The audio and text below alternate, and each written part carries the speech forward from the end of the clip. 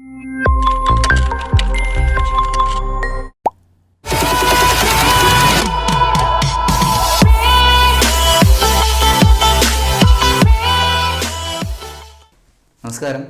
നമ്മൾ chemical bonding എന്ന് പറയുന്ന ചാപ്റ്ററാണെന്ന് റിവിഷൻ ഉദ്ദേശിക്കുന്നത്.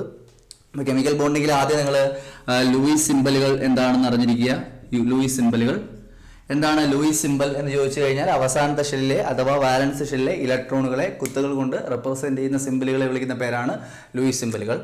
ഫോർ എക്സാമ്പിൾ സോഡിയത്തിൻ്റെ അറ്റോമിക് നമ്പർ നിങ്ങൾക്കറിയാം. എത്രയാണ്? 11 ആണ് എന്നറിയാം. ഇലക്ട്രോണിക് കോൺഫിഗറേഷൻ 2,8,1 എന്നറിയാം. അവസാനത്തെ ഷെല്ലിലെ ഇലക്ട്രോണുകളുടെ എണ്ണം 1 എന്നും അറിയാം. അപ്പോൾ ലൂയിസ് സിംബൽ എഴുതാൻ പറഞ്ഞാൽ സോഡിയം ഇട്ടിട്ട് ഒരു കുത്തിടുക.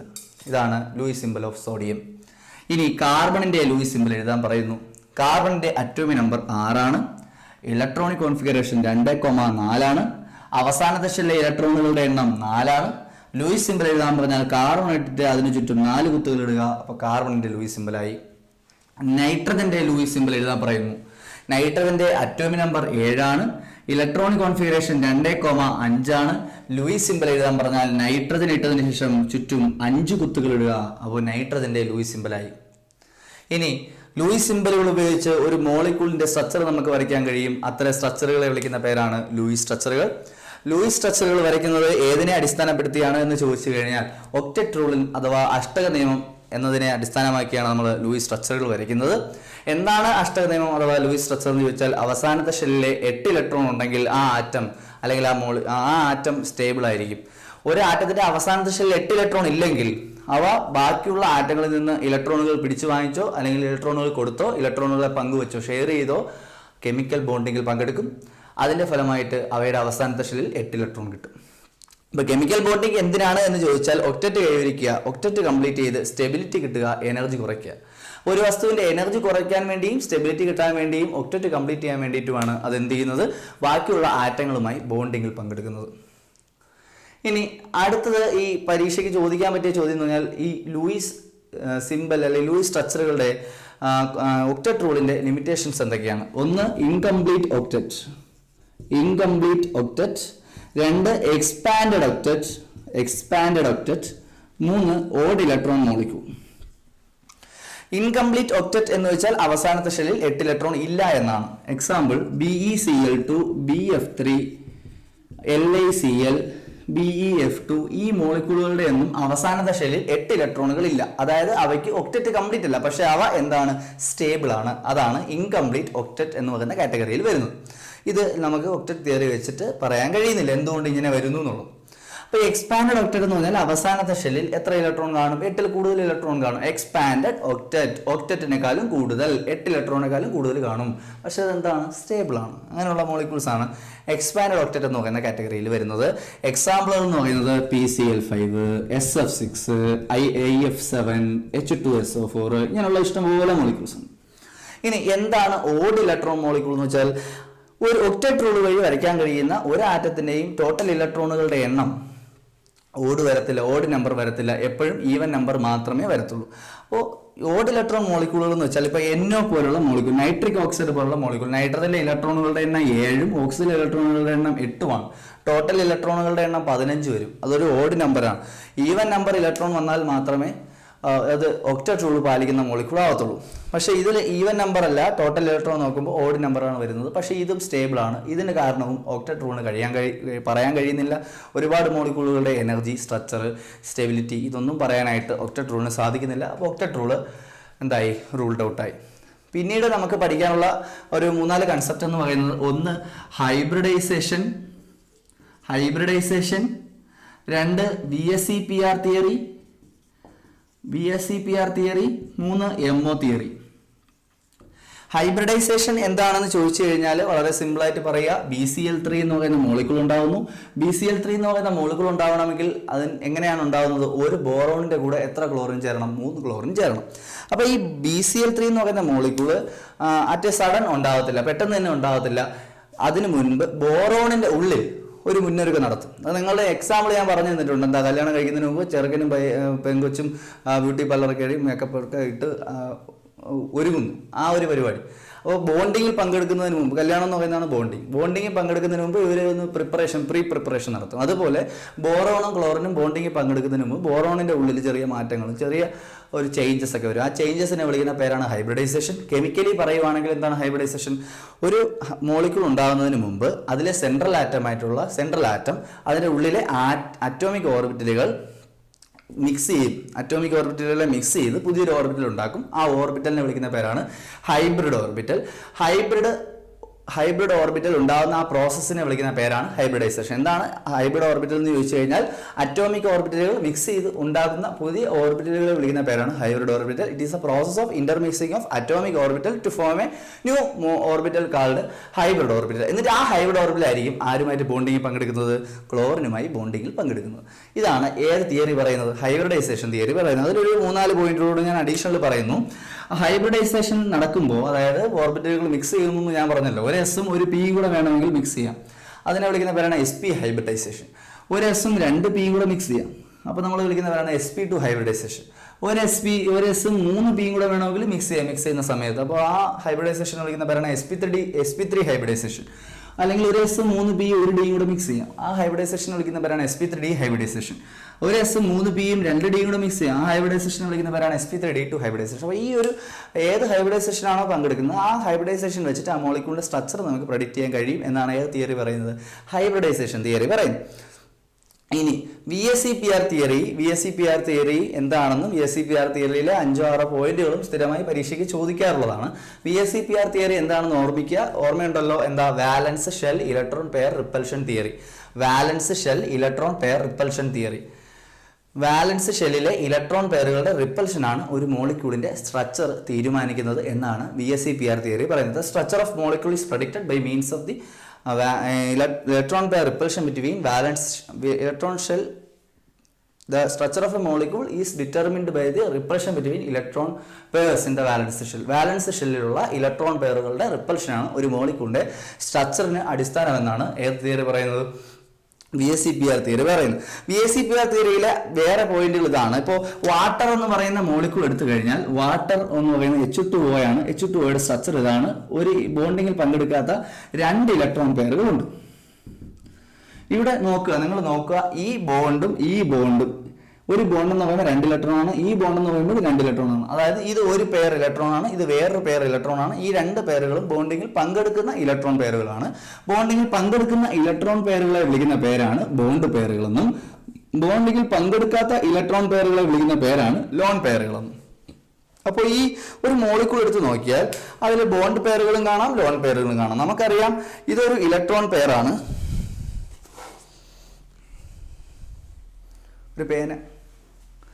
ഇതൊരു ഇലക്ട്രോൺ പെയറാണ്, ഇത് വേറൊരു ഇലക്ട്രോൺ പെയറാണ്.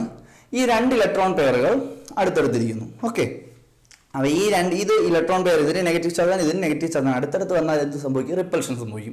ഒരു മോളിക്യൂളിന്റെ സ്ട്രക്ചർ തീരുമാനിക്കുമ്പോൾ ഈ ഇലക്ട്രോൺ പെയറുകൾ മാക്സിമം ദൂരെ ആയിരിക്കണം എന്നാണ് ഈ തിയറി പറയുന്നത്. കാരണം മാക്സിമം ദൂരെയാണെങ്കിൽ ഈ ഇലക്ട്രോൺ പെയറുകൾ തമ്മിൽ എന്ത് കാണത്തില്ല? റിപ്പൽഷൻ കാണത്തില്ല. അപ്പോൾ ഒരു മോളിക്യൂളിന്റെ സ്ട്രക്ചർ തീരുമാനിക്കുന്ന സമയത്ത് നമ്മൾ പ്രധാനമായി ശ്രദ്ധിക്കേണ്ട കാര്യം, ബോണ്ടുകൾ ദൂരെ ആയിരിക്കണം ഇരിക്കേണ്ടത്. കാരണം അവ തമ്മിൽ എന്തുണ്ടാവാൻ പാടില്ല? റിപ്പൽഷൻ ഉണ്ടാവാൻ പാടില്ല. അപ്പോൾ ഈ മോളിക്യൂൾ എടുത്ത് നോക്കുക, ഏതൊരു മോളിക്യൂൾ എടുത്ത് നോക്കിയാലും അതിൽ ബോണ്ട് പെയറുകളും കാണും, ലോൺ പെയറുകളും കാണും. ഏതൊക്കെ തമ്മിൽ റിപ്പൽഷൻ വരാം? ലോൺ പെയറുകൾ തമ്മിൽ റിപ്പൽഷൻ വരാം, ലോൺ പെയറും ബോണ്ട് പെയറും തമ്മിൽ റിപ്പൽഷൻ വരാം, ബോണ്ട് പെയറും തമ്മിൽ റിപ്പൽഷൻ വരാം. ഈ റിപ്പൽഷൻസ് എല്ലാം എന്തായിരിക്കണം?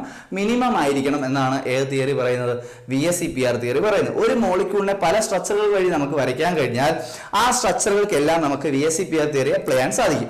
നോക്കൂ, ബെൻസീനെ നമ്മൾ പഠിച്ചിട്ടുണ്ട്. ബെൻസീനെ ഒന്നുകിൽ നമുക്ക് ഈ രൂപത്തിൽ വരയ്ക്കാം, ബെൻസീനെ അല്ലെങ്കിൽ ഈ രൂപത്തിൽ വരയ്ക്കാം, ബെൻസീൻ അല്ലെങ്കിൽ ഈ രൂപത്തിൽ വരയ്ക്കാം. ഇത് 3ഉം ബെൻസീന്റെ സ്ട്രക്ചറുകളാണ്.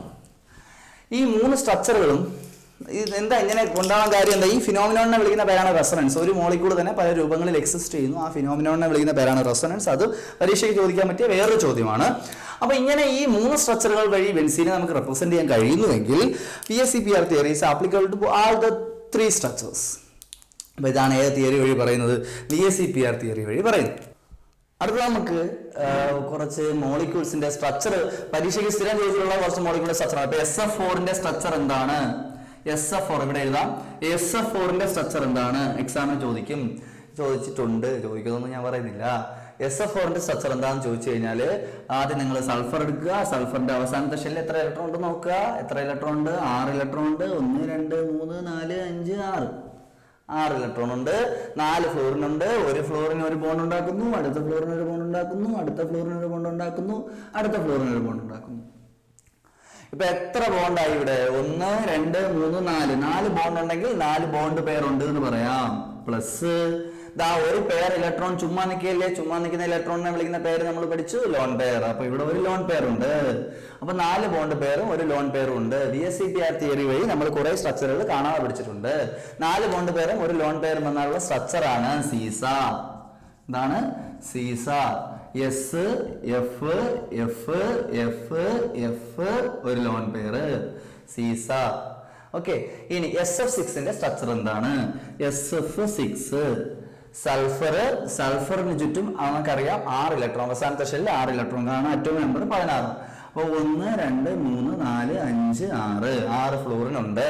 ഒരു ഫ്ലോറിൻ, അടുത്ത ഫ്ലോറിൻ, അടുത്ത ഫ്ലോറിൻ, അടുത്ത ഫ്ലോറിൻ, അടുത്ത ഫ്ലോറിൻ, അടുത്ത ഫ്ലോറിൻ. അപ്പൊ എത്ര ബോണ്ട് പേരായി? 6 ബോണ്ട് പേരായി. 6 ബോണ്ടുകൾ ഉള്ളത് കൊണ്ട് 6 ബോണ്ട് പേരായി. 6 ബോണ്ട് പേർ വന്നാല് സ്ട്രക്ചർ എന്ന് പറയുന്നത് നമ്മൾ പഠിച്ചിട്ടുണ്ട് OH ആണ്, ഒക്ടാഹെഡ്രൽ സ്ട്രക്ചർ ആണ്.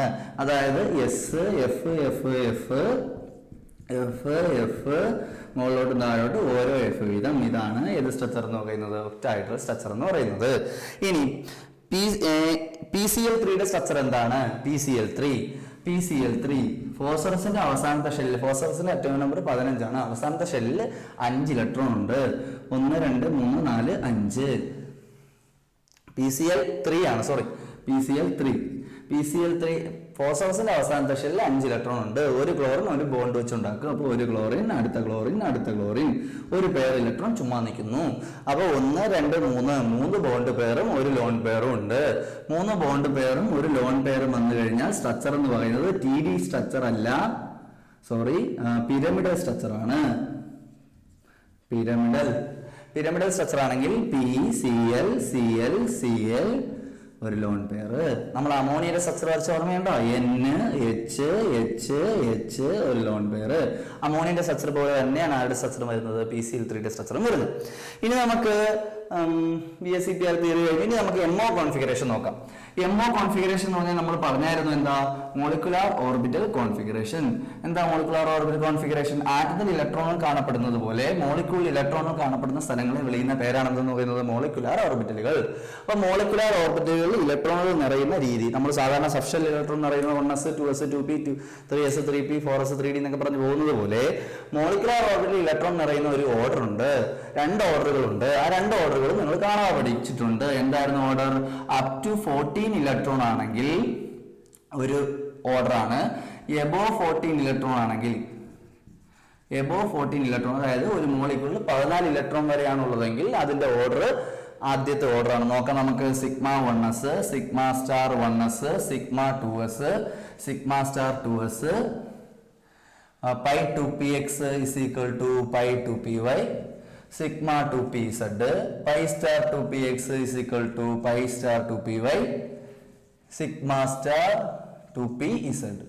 ഇതാണ് 14 ഇലക്ട്രോൺ വരെ ഉള്ള മോളിക്യൂളുകളുടെ മോളിക്കുലാർ ഓർബിറ്റൽ കോൺഫിഗറേഷൻ. ഒരു മോളിക്യൂളിൽ 14 കൂടുതൽ ഇലക്ട്രോൺ ഉണ്ടെങ്കിൽ വളരെ സിമ്പിൾ ആണ്. എന്താ? ഈ സിഗ്മ 2pz ഇവിടെ എഴുതുക, ബാക്കി ഓർഡർ അതേപോലെ എഴുതിയാൽ മതി. അപ്പൊ എന്താവും? Sigma 1s, sigma star 1s, sigma 2s, sigma star 2s, sigma 2pz, pi 2px is equal to pi 2py, pi star 2px is equal to pi star 2py, sigma star 2pz. ഇതാണ് above 14 electron വരുന്നെങ്കിലുള്ള rule, order എന്ന് പറയുന്നത്. അപ്പോൾ up to 14 ഇലക്ട്രോണും above 14 ഇലക്ട്രോണും ഉള്ള molecular orbital configuration ഓർത്ത് വെച്ചിരിക്കുക. ഇനി പരീക്ഷയ്ക്ക് ചോദിക്കുന്ന ചോദ്യങ്ങളിലേക്ക് എന്തായാലും ഈ സെക്ഷനിൽ നിന്ന് 100% നിങ്ങൾക്ക് ക്വസ്റ്റ്യൻ കിട്ടും. നോക്കാം നമുക്ക്. അപ്പോൾ പരീക്ഷയ്ക്ക് ചോദിക്കുകയാണ് N2ന്റെ electronic configuration, molecular orbital configuration എഴുതുക. N2 എന്ന് പറയുമ്പോൾ എത്ര നൈട്രജൻ ഉണ്ട്? 2 നൈട്രജൻ ഉണ്ട്. ഒരു നൈട്രജനിൽ 7 ഇലക്ട്രോൺ, അടുത്ത നൈട്രജനിൽ 7 ഇലക്ട്രോൺ, 7 + 7 എത്ര? 14 ഇലക്ട്രോൺ. അപ്പോൾ ഒരു മോളിക്യൂളിൽ N2 എന്ന് പറയുന്ന മോളിക്യൂളിൽ എത്ര ഇലക്ട്രോൺ ആണുള്ളത്? 14 ഇലക്ട്രോണേ ഉള്ളൂ. 14 ഇലക്ട്രോൺ ആണ് ഉള്ളതെങ്കിൽ, 14 ഇലക്ട്രോൺ വരെയാണുള്ളതെങ്കിൽ ഏത് ഇലക്ട്രോണിക് കോൺഫിഗറേഷൻ എടുക്കണം? ആദ്യത്തെ ഇലക്ട്രോണിക് കോൺഫിഗറേഷൻ എടുക്കണം. എല്ലാത്തിലും 2 ഇലക്ട്രോൺ വെച്ചാണ് നിറയുന്നത്. അപ്പൊ എങ്ങനെ കൊടുക്കാം നമുക്ക് sigma 1s2, sigma star 1s2, sigma 2s2, sigma star 2s2, pi 2px is equal to pi 2py. ഈ ഈക്വൽ ടു ഇട്ട് എഴുതി കഴിഞ്ഞാൽ ഓരോന്നിലും 1 വെച്ച് കൊടുത്തിട്ട് 2 എണ്ണം വീതം കൊടുക്കാവും. കാരണം ഒരേ എനർജി ആയതുകൊണ്ടാണ്. 1 1. അപ്പൊ എത്ര ഇലക്ട്രോൺ ആയി? 2 4 6 8 9 1 10 ആയി. ഇനി ഉണ്ടല്ലോ നമ്മളിൽ 14 ഇലക്ട്രോൺ ഉണ്ട്. 10 ഇലക്ട്രോൺ ആയി. അപ്പൊ ഇനിയും കൊടുക്കാം 11 12. ഓക്കെ. പിന്നെ 2 4 6 8 10 12 14. ക്ലിയർ അല്ലേ? അപ്പോൾ 14 ഇലക്ട്രോൺ ആയി. ബാക്കി നമ്മൾ എഴുതണ്ട, കാരണം 14 ഇലക്ട്രോൺ വരെ നിറയുന്നത് വരെ നമ്മൾ എഴുതിയാൽ മതി. ഇനി നമുക്ക് നോക്കാം, വേറൊരു എക്സാമ്പിൾ നോക്കാം. O2 നോക്കാം. O2ൽ എത്ര ഇലക്ട്രോൺസ് ഉണ്ട്?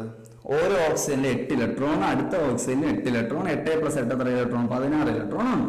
അപ്പോൾ 16 ഇലക്ട്രോൺ എന്ന് പറഞ്ഞാൽ അപ് ടു 14 ആണോ എബോവ് 14 ആണോ? എബോവ് 14 ആണ്, നമുക്കറിയാം. അപ്പൊ എബോവ് 14 ഇലക്ട്രോൺസിന്റെ ആ ഓർഡറിൽ നമ്മൾ എത്ര ഇലക്ട്രോൺ കൊടുക്കണം? 16 ഇലക്ട്രോൺ കൊടുക്കണം. നോക്കാം, നമുക്ക് ഇവിടെ ഈ ഓർഡർ ആണ്. അപ്പൊ എന്താവും? Sigma 1s2, sigma star 1s2, sigma 2s2, sigma star 2s2, sigma 2p(2). ഇപ്പൊ എത്രയായി? 2 2 4 6 8 10 ആയി. ഇനി ഉണ്ടല്ലോ നമ്മുടെ കയ്യിൽ, അടുത്ത കൊടുക്കാം. Pi 2px is equal to pi 2py. 2 2. ഇപ്പൊ എത്രയായി? 2 4 6 8 10 12 14 ആയി. ബാക്കി 16 ഇലക്ട്രോൺ ഉള്ളതുകൊണ്ട് ബാക്കി 2 എണ്ണം ഉണ്ട്, അത് അടുത്തതിൽ കൊടുക്കുക. ഇതിൽ 2 എണ്ണത്തിൽ ഓരോന്ന് വെച്ച് കൊടുക്കാം. അപ്പം pi star 2px is equal to pi star 2py. ഓരോ ഇലക്ട്രോൺ വീതം കൊടുത്തു. നോക്കട്ടെ. അപ്പൊ ഈ ഇലക്ട്രോണിക് കോൺഫിഗറേഷൻ എഴുതി. ഇതിൽ നിന്ന് നമുക്ക് കുറച്ച് കാര്യങ്ങളൂടെ പറയാം. ഒന്ന്, ഈ മോളിക്യൂള് പാരാമാഗ്നറ്റിക് ആണോ ഡയാമാഗ്നറ്റിക് ആണോ എന്ന് ചോദിക്കാം. അവസാനത്തെ ഷെല്ലിൽ 2 ഇലക്ട്രോൺ വരെയാണെങ്കിൽ ഡയ, 1 ഇലക്ട്രോൺ വരെയാണെങ്കിൽ പാര. ഇവിടെ നമുക്ക് അവസാനത്തെ ഷെല്ലിൽ എത്ര ഇലക്ട്രോൺ ഉണ്ട്? 2 ഇലക്ട്രോൺ ആണുള്ളത്. 2 ഇലക്ട്രോൺ ഉള്ളത് കൊണ്ട് എന്ത് മാഗ്നറ്റിക് ആണ്? ഡയാമാഗ്നറ്റിക് ആണ്. ഇനി ഇവിടെ നമുക്ക് ഇതിന്റെ അവസാനത്തെ ഷെല്ലിൽ എത്ര ഇലക്ട്രോൺ ഉണ്ട്? ഒറ്റ ഇലക്ട്രോണേ ഉള്ളൂ. ഒറ്റ ഇലക്ട്രോൺ ഉള്ളതുകൊണ്ട് എന്താണ്? പാരാമാഗ്നറ്റിക് ആണ്. അപ്പോൾ ഒരു മോളിക്യൂൾ ഡയ ആണോ പാരാമാഗ്നറ്റിക് ആണോ എന്ന് ചോദിക്കാം. ഇത് ഒന്നാമത്തെ ചോദ്യം. ഇനി രണ്ടാമത്തെ ചോദ്യം, ഒരു മോളിക്യൂളിന്റെ ബോണ്ട് ഓർഡർ കണ്ടുപിടിക്കാൻ ചോദിക്കാം. ബോണ്ട് ഓർഡർ എന്ന് വെച്ചാൽ എന്താണ്? ഒരു മോളിക്യൂളിലെ ബോണ്ടുകളുടെ എണ്ണമാണ് എന്ന് പറയുന്ന bond order. Number of bonds in a molecule is called bond order. ഒരു മോളിക്യൂളിൽ എത്ര ബോണ്ട് ഉണ്ടെന്ന് നമുക്ക് പറയാൻ പറ്റും. ബോണ്ട് ഓർഡർ കണ്ടുപിടിക്കുന്ന ഇക്വേഷൻ ഇതാണ്. Bond order is equal to ½ × NB - NA. ½ NB എന്ന് പറയുന്നത് ബോണ്ടിങ് മോളിക്കുലാർ ഓർബിറ്റലുകളുടെ ഇലക്ട്രോണുകളുടെ എണ്ണം. NA എന്ന് പറയുന്നത് ആന്റി ബോണ്ടിങ് മോളിക്കുലാർ ഓർബിറ്റലുകളുടെ ഇലക്ട്രോണുകളുടെ എണ്ണം. നിങ്ങൾ അങ്ങനെയൊന്നും ആലോചിച്ച് വിഷമിക്കേണ്ട. NB എന്ന് പറഞ്ഞു കഴിഞ്ഞാൽ സ്റ്റാർ ഇല്ലാത്ത ഓർബിറ്റലിലെ ഇലക്ട്രോൺ കൂട്ടി കണ്ടുപിടിക്കുക. സ്റ്റാർ ഇല്ലാത്തത്. അപ്പൊ ഇതിൽ സ്റ്റാർ ഇല്ല, ഇതിലില്ല, ഇത് രണ്ടെണ്ണത്തിലും ഇല്ല, ഇതിലും ഇല്ല. അപ്പൊ ഇലക്ട്രോൺ ഒന്ന് കൗണ്ട് ചെയ്തേ. 2 2 4 6 8 10. അപ്പൊ ½ × 10 - ഇനി സ്റ്റാർ ഉള്ളത് എത്രയുണ്ട്? 2 2 4. അപ്പോൾ 10 - 4 എന്ന് പറയുന്നത് 6 ആണ്. 6/2 എന്ന് പറയുന്നത് എത്രയാണ്? 3 ആണ്. നമുക്കറിയാം നൈട്രജനും ഇടയ്ക്ക് ട്രിപ്പിൾ ബോണ്ടാണ് വരുന്നത്. അത് ഇങ്ങനെയാണ് കിട്ടുന്നത്. നൈട്രജനും ഇടയ്ക്ക് 3 ബോണ്ട് ഉണ്ട്. കാരണം N2ന്റെ ബോണ്ട് ഓർഡർ എത്ര കിട്ടി? 3 കിട്ടി. 3.5 ഒക്കെ വരാം. പക്ഷെ അങ്ങനെയുള്ള ബോണ്ട് 3.5 ബോണ്ട് 4.5 ബോണ്ട് അങ്ങനെയൊക്കെ പറയാറുണ്ട്. പക്ഷെ അതിനെ പറ്റി നമ്മൾ ഡീറ്റെയിൽ ആയിട്ട് ഇപ്പൊ പഠിക്കേണ്ട കാര്യമില്ല. ഇനി O2 മോളിക്യൂളിന്റെ കാര്യം നോക്ക്. O2ന്റെ ബോണ്ട് ഓർഡർ കണ്ടുപിടിക്കാൻ പറയുകയാണ്. അപ്പൊ bond order is equal to ½ × NB - NA. Star ഇല്ലാത്തതിലെ ഇലക്ട്രോണിന്റെ എണ്ണം 2 4 6 8 10. 10 സ്റ്റാർ ഉള്ളതിലെ ഇലക്ട്രോണിന്റെ എണ്ണം 2 4 5 6.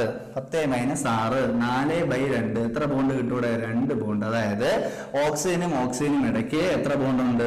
2 ബോണ്ട് ഉണ്ട്. അപ്പൊ ക്ലിയർ ആണ്. ബോണ്ട് ഓർഡർ കണ്ടുപിടിക്കാൻ പരീക്ഷയ്ക്ക് ചോദിക്കാം. ഇനി ഇതുമായി ബന്ധപ്പെട്ട 1 2 3 പോയിന്റുകളുണ്ട്. ഒന്ന്, bond order is directly proportional to bond strength. Is directly proportional to bond enthalpy. Is directly proportional to bond enthalpy. Is directly proportional to bond strength പറഞ്ഞു, bond enthalpy പറഞ്ഞു. Inversely proportional to bond length. Directly proportional to stability. അപ്പൊ ഈ 4 പോയിന്റുകൾ ഓർത്ത് വെച്ചേക്കണം. തിരിച്ചും മറിച്ചും ഒക്കെ അവർ ചോദിക്കാം. ബോണ്ട് ഓർഡർ എല്ലാമായിട്ടും ഡയറക്ട്ലി പ്രൊപ്പോർഷണൽ ആണ്. ഏതുമായിട്ട് ഒഴിച്ച്? ബോണ്ട് ലെങ്തുമായിട്ട് ഒഴിച്ച്. അപ്പൊ ബോണ്ട് ഓർഡർ കൂടുമ്പോൾ കുറയുന്ന സാധനം ഏത് മാത്രമേ ഉള്ളൂ? ബോണ്ട് ലെങ്ത് മാത്രമേ ഉള്ളൂ. ബാക്കി എല്ലാം കൂടും. അതായത് പരീക്ഷയ്ക്ക് ഇപ്പൊ ചോദിക്കുകയാണ് N2 O2 തരുന്നു, which bond is more strong, അല്ലെങ്കിൽ ഏത് ബോണ്ടിനാണ് കൂടുതൽ സ്ട്രെങ്ത് എന്ന് പറയുന്നത്? ഏത് ബോണ്ടിനാണ് ഏറ്റവും കൂടുതൽ സ്ട്രെങ്ത് എന്ന് പറയുന്നത്? ഏത് ബോണ്ടിനാണ് സ്ട്രെങ്ത് കൂടുതൽ? ഇവിടെ 3 ബോണ്ടും ഉണ്ട്, ഇവിടെ 2 ബോണ്ടും ഉണ്ട്. ഏത് ബോണ്ടാ കൂടുതൽ സ്ട്രോങ്? ബോണ്ട് ഓർഡർ കൂടുമ്പോൾ ബോണ്ട് സ്ട്രെങ്ത് എന്ത് ചെയ്യും? കൂടും. അപ്പൊ ഇവിടെയാണ് ബോണ്ട് ഓർഡർ കൂടുതൽ, അപ്പൊ ഇവിടെ ബോണ്ട് സ്ട്രെങ്ത് കൂടുതലാണ്. ഇനി ബോണ്ട് ലെങ്ത് കൂടുതലുള്ള ആർക്ക്? ബോണ്ട് ലെങ്ത് N2നാണോ O2നാണോ ബോണ്ട് ലെങ്ത് കൂടുതൽ? ബോണ്ട് ലെങ്ത് എന്ന് പറയുന്നത് ബോണ്ട് ഓർഡർ കൂടുമ്പോൾ ബോണ്ട് ലെങ്ത് എന്ത് ചെയ്യും? കുറയും. ബോണ്ട് ഓർഡർ കൂടുതൽ ആർക്കാണ്? N2നാണ്. അതിനായിരിക്കും ബോണ്ട് ലെങ്ത് കുറവ്, ഇതിന് ബോണ്ട് ലെങ്ത് കൂടുതലായിരിക്കും. അപ്പൊ ഇങ്ങനെയൊക്കെയുള്ള തിരിച്ചു മറിച്ചുള്ള ചോദ്യങ്ങൾ ഇതുമായി ബന്ധപ്പെട്ട് ചോദ്യങ്ങൾ ചോദിക്കാം. ഇനി ഈ പാഠത്തിൽ നിന്ന് ചോദിക്കാൻ പറ്റിയ വേറൊരു സെക്ഷൻ എന്ന് പറയുന്നത് ഹൈഡ്രജൻ ബോണ്ടിങ് ആണ്. പരീക്ഷയ്ക്ക് ചോദിക്കാം ഇന്റർ മോളിക്കുലർ ഹൈഡ്രജൻ ബോണ്ടിങ് എന്താണെന്ന് ചിലപ്പോൾ ഒരു മാർക്ക് ചോദിക്കും. ഉറപ്പായിട്ട് ഒരു ക്വസ്റ്റ്യൻ ഹൈഡ്രജൻ ബോണ്ടിങ്ങിന്റെ സെക്ഷനിൽ നിന്നുണ്ടാവും. ഹൈഡ്രജൻ ബോണ്ടിങ് എന്താണെന്ന് ചോദിച്ചു കഴിഞ്ഞാൽ ഹൈഡ്രജനും ഒരു ഇലക്ട്രോനെഗറ്റീവ് ആറ്റമായിട്ടുള്ള ഫ്ലോറിൻ, ഓക്സിജൻ, നൈട്രജൻ പോലുള്ള ആറ്റങ്ങളുമായുള്ള ബോണ്ടിങ് ആണ് ഹൈഡ്രജൻ ബോണ്ടിങ്. അപ്പൊ ഈ ഹൈഡ്രജൻ ബോണ്ടിങ് എത്ര ടൈപ്പ് ഉണ്ടെന്ന് ചോദിക്കാം. 2 ടൈപ്പ് ഹൈഡ്രജൻ ബോണ്ടിങ് ഉണ്ട്. ഒരു മോളിക്യൂളിന്റെ ഉള്ളിലുള്ള ഹൈഡ്രജൻ ബോണ്ടിങ് ആണ് intramolecular hydrogen bonding. മോളിക്യൂളുകൾക്കിടയിലുള്ള hydrogen bonding ആണ് ഇന്റർമോളിക്കുലർ ഹൈഡ്രജൻ ബോണ്ടിങ്. ഏതാണ് കൂടുതൽ സ്ട്രോങ് എന്ന് ചോദിച്ചു കഴിഞ്ഞാൽ നിങ്ങൾ പറയുക ഇന്റർമോളിക്കുലർ ഹൈഡ്രജൻ ബോണ്ടിങ് ആണ് കൂടുതൽ സ്ട്രോങ്. ആരെക്കാളും? Intramolecular hydrogen ബോണ്ടിങ്ങിനെക്കാളും. ഇപ്പോൾ ഈ ലോകത്തിൽ ജീവൻ നിലനിൽക്കുന്നതിന് കാരണം, ശരീരത്തിൽ ഏറ്റവും കൂടുതൽ വെള്ളം ഉൾക്കൊള്ളുന്നതിന് കാരണം, DNA സ്ട്രക്ചറിന് കാരണം, ഇതെല്ലാം ഹൈഡ്രജൻ ബോണ്ടിങ് ആണ്. ഹൈഡ്രജൻ ബോണ്ടിങ്ങിന് ഒരുപാട് ആപ്ലിക്കേഷൻസ് ഉണ്ട്. പരീക്ഷയ്ക്ക് ചോദിക്കാൻ പറ്റിയ വേറൊരു ചോദ്യം ഇതാണ്. വാട്ടർ H2Oയും H2Sഉം, വാട്ടറും ഹൈഡ്രജൻ സൾഫൈഡും, ഓക്സിജനും സൾഫറും ഒരേ ഗ്രൂപ്പിലെ ആൾക്കാരാണ്. അത് ഓക്സിജനും സൾഫറും ചേരുന്ന ആരുമായിട്ടാണ്? ഹൈഡ്രജനുമായിട്ടാണ് ചേരുന്നത്. അപ്പൊ ഓക്സിജനും സൾഫറും ഒരേ ഗ്രൂപ്പിലെ ആൾക്കാരാണ്. അപ്പൊ ഒരേ സ്വഭാവമാണ് അവ ഉണ്ടാക്കുന്ന കോമ്പൗണ്ടുകളും കാണിക്കേണ്ടത്. കാരണം ഒരേ ഗ്രൂപ്പിലെ ആൾക്കാർക്കെല്ലാം ഒരേ സ്വഭാവം കാണണമെന്നാണ്. H2Oയും H2Sഉം ഉണ്ട്. അപ്പൊ ഒരേ സ്വഭാവം അവ കാണിക്കണം. പക്ഷേ H2O എന്ന് പറയുന്ന വസ്തു ലിക്വിഡ് സ്റ്റേറ്റിലും H2S എന്ന് പറയുന്ന വസ്തു ഗ്യാസ് സ്റ്റേറ്റിലുമാണ് കാണപ്പെടുന്നത്. ഗ്യാഷ്യസ് സ്റ്റേറ്റിൽ, വാതകാവസ്ഥയിലുമാണ് കാണപ്പെടുന്നത്. എന്തുകൊണ്ട് എന്ന് ചോദിച്ചു കഴിഞ്ഞാൽ ഉത്തരം പറയേണ്ടത് വാട്ടറിൽ ഇന്റർമോളിക്കുലർ ഹൈഡ്രജൻ ബോണ്ട് ഉണ്ട്, H2Sൽ അതില്ല. അപ്പോൾ പറയേണ്ട കാര്യം മനസ്സിലായല്ലോ. Water has intermolecular hydrogen bonding, hence it is existing in the liquid state. ഇനി വേറൊരു ചോദ്യം ചോദിക്കാം. ഓർത്തോനൈട്രോഫീനോൾ, പാരാനൈട്രോഫീനോൾ. ഓർത്തോനൈട്രോഫീനോൾ എന്ന് പറഞ്ഞാൽ ഓർത്തോനൈട്രോഫീനോൾ, പാരാനൈട്രോഫീനോൾ. പരീക്ഷയ്ക്ക് ചോദിക്കുന്ന ചോദ്യം വിച്ച് ഈസ് സ്റ്റീം വോളറ്റൈൽ, അതായത് സ്റ്റീം അടിച്ചാൽ പോലും വേപ്പറൈസ് ചെയ്ത് പോകുന്നത് ഏത് എന്ന് ചോദിച്ചു കഴിഞ്ഞാൽ ഉത്തരം പറയുക ഓർത്തോനൈട്രോഫീനോൾ. ഓർത്തോനൈട്രോഫിനോളും പാരാനൈട്രോഫിനോളും നിങ്ങൾക്ക് മിക്സ് ചെയ്ത് തരികയാണെങ്കിൽ അതിന്റെ അടിവശത്തേക്ക് നിങ്ങൾ സ്റ്റീം പാസ് ചെയ്യുകയാണെങ്കിൽ ആ സ്റ്റീമിന്റെ ചൂട് കാരണം ഓർത്തോനൈട്രോഫിനോൾ എന്തായി പോകും? വേപ്പറൈസ് ചെയ്ത് പോകും. ഏത് പോകത്തില്ല? പാരാനൈട്രോഫിനോൾ പോകത്തില്ല. കാരണം ഓർത്തോനൈട്രോഫിനോളിന് ബോയിലിംഗ് പോയിന്റ് കുറവാണ്. പെട്ടെന്ന് വേപ്പറൈസ് ചെയ്ത് പോകുന്ന വസ്തുക്കൾക്ക് ബോയിലിംഗ് പോയിന്റ് കുറവാണ്. ഓർത്തോനൈട്രോഫിനോളിന് ഇൻട്രാമോളിക്കുലർ ഹൈഡ്രജൻ ബോണ്ടിങ്ങും പാരാനൈട്രോഫിനോളിന് ഇന്റർമോളിക്കുലർ ഹൈഡ്രജൻ ബോണ്ടിങ്ങും ആണുള്ളൂ. അതൊക്കെ നമ്മൾ പഠിച്ചിട്ടുള്ള കാര്യങ്ങളാണ്. അപ്പൊ ഇത്രയും കാര്യങ്ങളാണ് നമ്മുടെ കെമിക്കൽ ബോണ്ടിങ് എന്ന് പറയുന്ന ചാപ്റ്ററിൽ ഉൾക്കൊള്ളിച്ചിട്ടുള്ളത്. അപ്പൊ ഇത്രയല്ല, ഒരുപാട് പോയിന്റുകളുണ്ട്. പക്ഷെ പ്രധാനപ്പെട്ട പോയിന്റുകൾ ഇത്രയാണ്. ഇത്രയും ടോപ്പിക്ക് നോക്കാതെ പോരുത്. MO കോൺഫിഗറേഷൻ, സ്റ്റെബിലിറ്റി നോക്കാതെ പോരുത്. വേറൊരു ക്വസ്റ്റ്യൻ ഉണ്ട്, Be2 molecule will not exist. ഇങ്ങനെയൊക്കെ ചോദിക്കാം. ഒരു മോളിക്യൂൾ എക്സിസ്റ്റ് ചെയ്യുന്നില്ല, Be2 മോളിക്യൂൾ എക്സിസ്റ്റ് ചെയ്യുന്നില്ല, എന്താണ് കാരണം? ഇങ്ങനെയൊക്കെ ചോദിച്ചോളാം. അപ്പൊ ഒരു മോളിക്യൂൾ എക്സിസ്റ്റ് ചെയ്യുന്നില്ലെങ്കിൽ അതിന്റെ ബോണ്ട് ഓർഡർ 0 എന്നാണ്. നമുക്ക് നോക്കാം. ഒരു ബെർലിയത്തിലുള്ള ഇലക്ട്രോണിന്റെ എണ്ണം, ഹൈഡ്രജൻ, ഹീലിയം, ലിഥിയം, ബെർലിയം. ഒരു ബെർലിയത്തിൽ 4 ഇലക്ട്രോൺ ഉണ്ട്. 2 ബെർലിയം ആകുമ്പോൾ 4 + 4 എത്ര ഇലക്ട്രോൺ ഉണ്ട്? 8 ഇലക്ട്രോൺ ഉണ്ട്.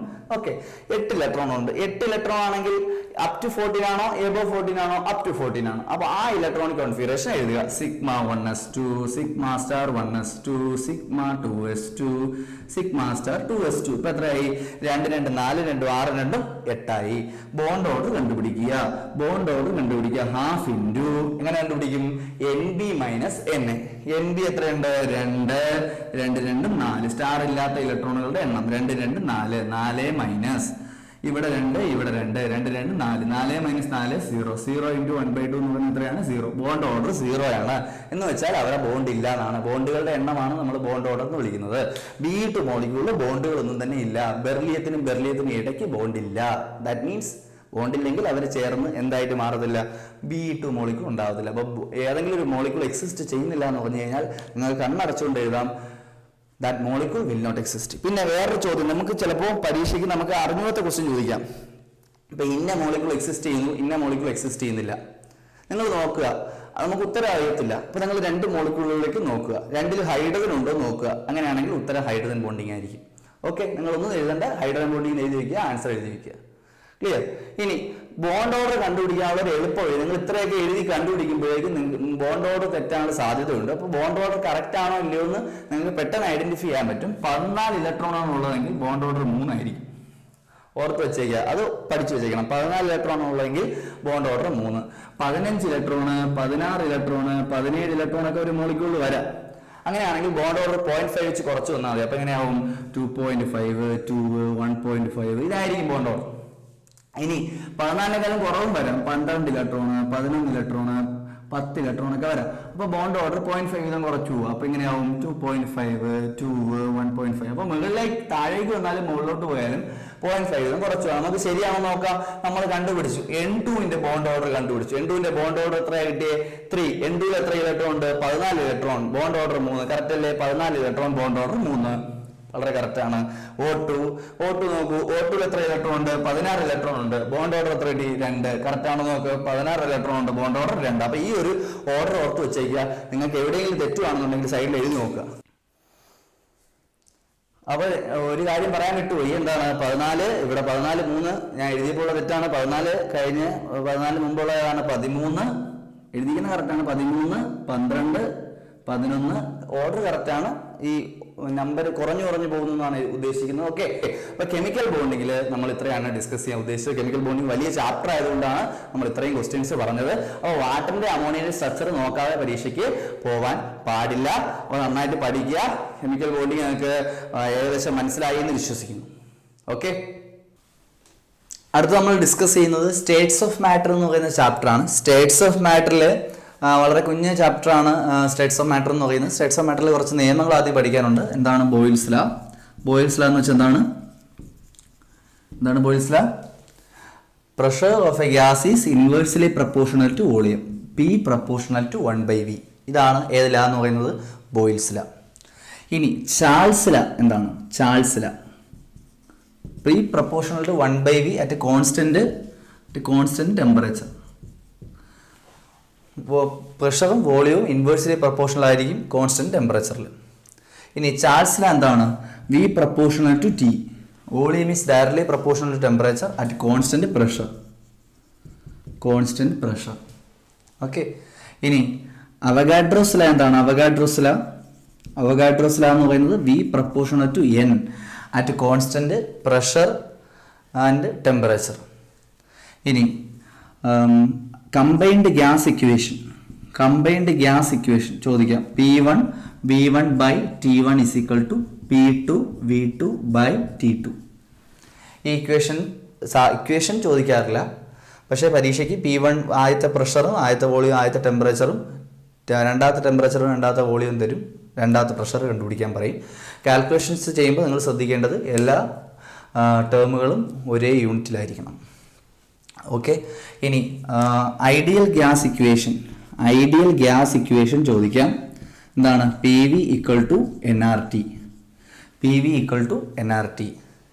ഇനി അക്വേറിയത്തിൻ്റെ താഴ്ഭാഗത്ത് നിന്നും മുകളിലേക്ക് വായു കുമിളകൾ എയർ ബബിൾസ് വരുമ്പോൾ അതിൻ്റെ വലിപ്പം കൂടി വരാൻ കാര്യം എന്ത് എന്ന് ചോദിച്ചാൽ അതിന് ഉത്തരം ബോയിൽസ് ലാ ആണ്. കാരണം ഏറ്റവും അടിത്തട്ടിൽ, അക്വേറിയത്തിൻ്റെ ഏറ്റവും അടിത്തട്ടിൽ പ്രഷർ കുറവാണ്. മുകളിലേക്ക് വരുമ്പോൾ പ്രഷർ കൂടും, പ്രഷർ കുറയും. പ്രഷർ കുറയുമ്പോൾ എന്ത് ചെയ്യും? വോളിയം കൂടും. ഏറ്റവും അടിത്തട്ടിൽ പ്രഷർ കൂടുതലായിരിക്കും, മുകളിലോട്ട് വരുമ്പോൾ പ്രഷർ കുറയും. പ്രഷർ കുറയുമ്പോൾ എന്ത് ചെയ്യും? വോളിയം കൂടും. അതാണ് വാട്ടർ ബബിൾസ് വലുതായി വരുന്നത്. ഇനി സമ്മർ സീസൺസിൽ, ചൂട് സമയങ്ങളിൽ വണ്ടികളിലേക്ക് എയർ കുറച്ച്, ടയറിൽ കുറച്ച് കാറ്റേ നിറയ്ക്കാവുള്ളൂ പറയുന്നത് എന്തുകൊണ്ട് ചോദിച്ചു കഴിഞ്ഞാൽ അതിൻ്റെ ഉത്തരം ചാൾസ് ലാ ആണ്. സമ്മർ സീസൺസിൽ ചൂട് കൂടുതലായിരിക്കും, ടെമ്പറേച്ചർ കൂടുതലായിരിക്കും. ടെമ്പറേച്ചർ കൂടുതലാകുമ്പോൾ ഓട്ടോമാറ്റിക്കായിട്ട് അതിനകത്തുള്ള ഗ്യാസ് എക്സ്പാൻഡ് ചെയ്യുമ്പോൾ വോളിയം കൂടുമ്പോൾ ഇത് പൊട്ടിപ്പോകാനുള്ള സാധ്യതയുണ്ട്. സോഡാ കുപ്പികൾ സോഡാ കുപ്പികൾ ഒന്നുകിൽ തണുത്ത വെള്ളത്തിലോ അല്ലെങ്കിൽ ഫ്രിഡ്ജിലോ ആയിരിക്കും വെച്ചിരിക്കുന്നത്. അതിന് കാരണവും ചാൾസ് ലായാണ്. കാരണം സോഡാ കുപ്പികളുടെ ഉള്ളിൽ കാർബൺ ഡൈ ഓക്സൈഡ് ഗ്യാസ് നിറച്ചിട്ടുണ്ട്. ഈ carbon dioxide gas temperature കൂടുമ്പോൾ അതിനകത്തിരിക്കുന്ന ഗ്യാസ് എക്സ്പാൻഡ് ചെയ്യാൻ ശ്രമിക്കുമ്പോൾ ഓട്ടോമാറ്റിക്കായിട്ട് സോഡാ കുപ്പി പൊട്ടിപ്പോകും. അതിന് ഉത്തരവും ചാൾസ് ലായാണ്. അപ്പോൾ അങ്ങനെയൊക്കെ ചോദ്യങ്ങൾ ചോദിക്കാം. പ്രാക്ടിക്കൽ ലെവലിലുള്ള ക്വസ്റ്റ്യൻസ് ചോദിച്ചു കഴിഞ്ഞാൽ നിങ്ങൾ ആലോചിച്ച് മാത്രം ആൻസർ എഴുതാൻ ശ്രമിക്കുക. ഇനി ഐഡിയൽ ഗ്യാസ് ഇക്വേഷൻ എന്താണെന്ന് ചോദിച്ചു കഴിഞ്ഞാൽ PV = nRT. Ideal gas equation obey ചെയ്യുന്ന എല്ലാ ടെമ്പറേച്ചറിലും പ്രഷറിലും ഒബേ ചെയ്യുന്ന ഗ്യാസുകളെ ഐഡിയൽ ഗ്യാസുകളെന്നും അല്ലാത്ത ഗ്യാസുകളെ എന്തെന്നുമാണ് വിളിക്കുന്നത്? റിയൽ ഗ്യാസുകൾ എന്നാണ് വിളിക്കുന്നത്. ഇനി എന്താണ് റിയൽ ഗ്യാസ് ഐഡിയൽ ഗ്യാസ് എന്നൊക്കെ പറയുന്ന കൺസെപ്റ്റ് വരാൻ കാരണം എന്തെന്ന് ചോദിച്ചു കഴിഞ്ഞാൽ kinetic molecular theory of gases എന്ന് പറയുന്ന ടോപ്പിക്ക് നമ്മൾ പഠിക്കണം. Kinetic molecular theory of gases എന്ന് പറയുന്ന ടോപ്പിക്ക് പഠിച്ചാൽ ഇതിനുള്ള ഉത്തരം കിട്ടും. എന്താണ് കൈനറ്റിക് മോളിക്കുലാർ തിയറി എന്ന് പറയുന്നത്? എല്ലാ ഗ്യാസ് മോളിക്യൂൾസും ഉണ്ടാക്കിയിരിക്കുന്നത്, എല്ലാ ഗ്യാസുകളും ഉണ്ടാക്കിയിരിക്കുന്നത്, എല്ലാ വാതകങ്ങളും ഉണ്ടാക്കിയിരിക്കുന്നത് വാതക തന്മാത്രകൾ അഥവാ ഗ്യാസ് മോളിക്യൂൾസ് കൊണ്ടാണ്. ഈ ഗ്യാസ് മോളിക്യൂൾസ് ഒരു കാരണവശാലും ഒരു സ്ഥലത്ത് അടങ്ങിയിരിക്കുന്ന ആൾക്കാരല്ല, എപ്പോഴും മൂവ് ചെയ്തുകൊണ്ടിരിക്കുന്ന പാർട്ടിക്കിൾസ് ആണ് ഗ്യാസ് മോളിക്യൂൾസ് എന്ന് പറയുന്നത്. Gas molecules R always in random zigzag motion എന്നാണ് വിളിക്കുന്നത്. Random zigzag motion. എന്താ സിക്സാഗ് മോഷൻ എന്ന് വെച്ചാൽ ആ പാർട്ടിക്കിൾ എപ്പോഴും move ചെയ്തുകൊണ്ടേയിരിക്കും. Kinetic molecular theory of gases പറയുന്നത് all gases are made up of tiny discrete particles called gas molecules. Gas molecules are always in a random zigzag motion. ഈ gas molecule ഓടിക്കൊണ്ടിരിക്കുമ്പോൾ സ്വാഭാവികമായിട്ടും അവ തമ്മിൽ കൂട്ടിമുട്ടാം. ഈ കൂട്ടിമുട്ടലുകളെ വിളിക്കുന്ന പേരാണ് കൊളിഷനുകൾ. അപ്പോൾ ഗ്യാസ് മോളിക്യൂളുകൾ തമ്മിൽ ഒരു കണ്ടെയ്നറിന്റെ ഉള്ളിൽ ഒരു കുറച്ച് ഗ്യാസ് എടുത്തിരിക്കുകയാണ്. ഗ്യാസ് ആകുമ്പോൾ അതിന് എന്തുകൊണ്ടായിരിക്കും ഉണ്ടാക്കിയിരിക്കുന്നത്? ഗ്യാസ് മോളിക്യൂൾസ് ഉണ്ടായിരിക്കും ഉണ്ടാക്കിയിരിക്കുന്നത്. അപ്പോൾ ഈ ഗ്യാസ് മോളിക്യൂൾ തമ്മിലും കൂട്ടിമുട്ടാം, ഈ ഗ്യാസ് മോളിക്യൂൾ പോയി ഈ വാളിലും കൂട്ടിമുട്ടാം. അപ്പോൾ രണ്ട് തരത്തിലുള്ള കൊളിഷനുകൾ നടക്കാം. ഗ്യാസ് മോളിക്യൂൾസ് തമ്മിലുള്ള കൊളിഷൻ, ഗ്യാസ് മോളിക്യൂളും വാൾ ഓഫ് ദ കണ്ടെയ്നർ തമ്മിലുള്ള collision. There exist two types of collision between gas molecule and the collision exists between gas molecule and wall of the container. പിന്നെ അടുത്തൊരു പോയിന്റ് എന്ന് പറയുന്നത് ഈ കൊളിഷനുകൾ എന്ന് പറയുന്നത് പെർഫെക്റ്റ്ലി ഇലാസ്റ്റിക് സ്വഭാവം കാണിക്കുന്നവയാണ്. എന്താണ് ഇലാസ്റ്റിക് കൊളിഷനുകൾ എന്ന് പറയുന്നത്? ഈ കൂട്ടിമുട്ടുന്നതിന് ഇതൊരു മോളിക്യൂൾ, ഇത് വേറൊരു മോളിക്യൂൾ. ഈ മോളിക്യൂൾ കൂട്ടിമുട്ടുന്നതിന് മുമ്പ് ഇതിന് രണ്ടിനും ഒരു എനർജി കാണും, കൂട്ടിമുട്ടിയതിന് ശേഷവും ഈ മോളിക്യൂളുകൾക്ക് ഒരു എനർജി കാണും. അത് രണ്ടും സെയിം ആയിരിക്കും. അതായത് കൂട്ടിമുട്ടുന്നതിന് മുമ്പും ബിഫോർ കൊളിഷനും ആഫ്റ്റർ കൊളിഷന് ശേഷവും മോളിക്യൂളിന്റെ എനർജി മാറുന്നില്ല എങ്കിൽ അത്തരം കൊളിഷനുകളെ വിളിക്കുന്ന പേരാണ് ഇലാസ്റ്റിക് കൊളിഷൻ. അപ്പോൾ കൊളിഷനുകൾ പെർഫെക്റ്റ്ലി ഇലാസ്റ്റിക് ആയിരിക്കും എന്നാണ് ഏത് തിയറി പറയുന്നത്? കൈനറ്റിക് മോളിക്കുലാർ തിയറി പറയുന്നത്. ഇനി ഒരു കണ്ടെയ്നറിന്റെ വോളിയം വെച്ച് നോക്കുമ്പോൾ ഒരു ഗ്യാസ് മോളിക്യൂളിന്റെ വോളിയം അതിനിരിക്കാനുള്ള സ്ഥലം എന്ന് പറയുന്നത് വളരെ കുറവാണ്. ഒരു ഗ്യാസിന്റെ വോളിയം വെച്ച് നോക്കുമ്പോൾ ഗ്യാസ് മോളിക്യൂളിന്റെ വോളിയം എന്ന് പറയുന്നത് നെഗ്ലിജിബിളി സ്മാൾ ആണ്. It can be neglected. The volume of a gas molecule can be neglected as compared to the total volume of the container.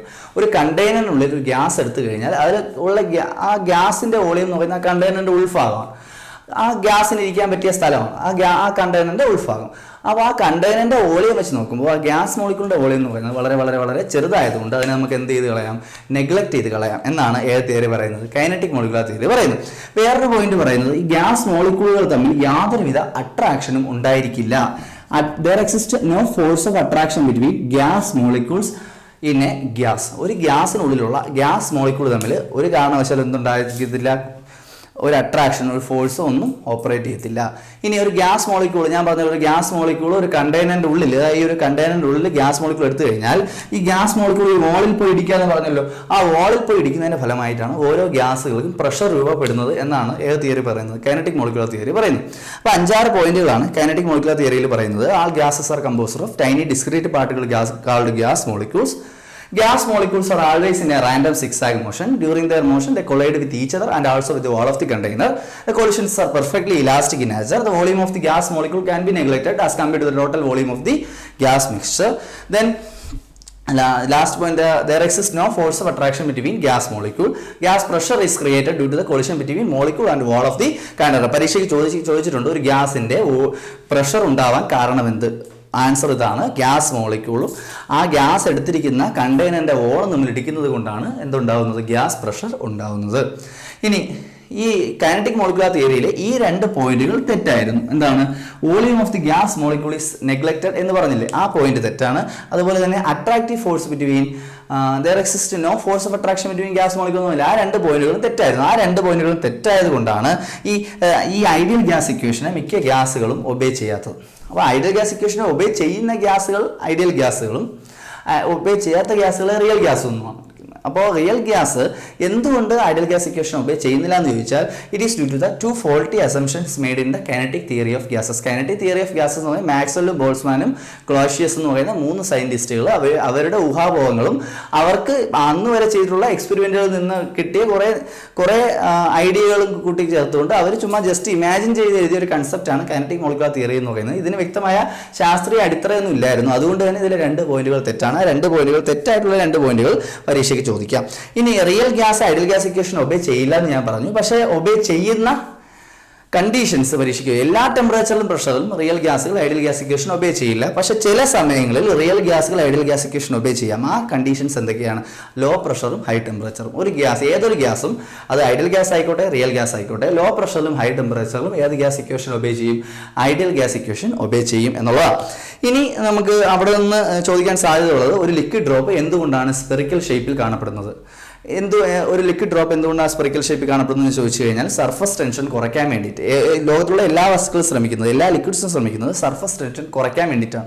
അപ്പോൾ സർഫസ് ടെൻഷൻ കുറയ്ക്കണമെങ്കിൽ പറ്റിയ ഷേപ്പ്, സർഫസ് ഏരിയ കുറയ്ക്കണം. Surface tension കുറയ്ക്കണമെങ്കിൽ surface area കുറയ്ക്കണം. അപ്പോൾ നമുക്കറിയാവുന്ന രൂപങ്ങൾ, cube, അതുപോലെ തന്നെ prism, അതുപോലുള്ള ആ ഷേപ്പുകളിലെല്ലാം ഏറ്റവും കുറവ് സർഫസ് ഏരിയ വരുന്നത് സ്പെറിക്കൽ ഷേപ്പുകൾക്കാണ്. അപ്പോൾ സ്പെറിക്കൽ ഷേപ്പുകൾക്ക് സർഫസ് ഏരിയ കുറവായതുകൊണ്ട് സർഫസ് ടെൻഷൻ കുറവായിരിക്കും.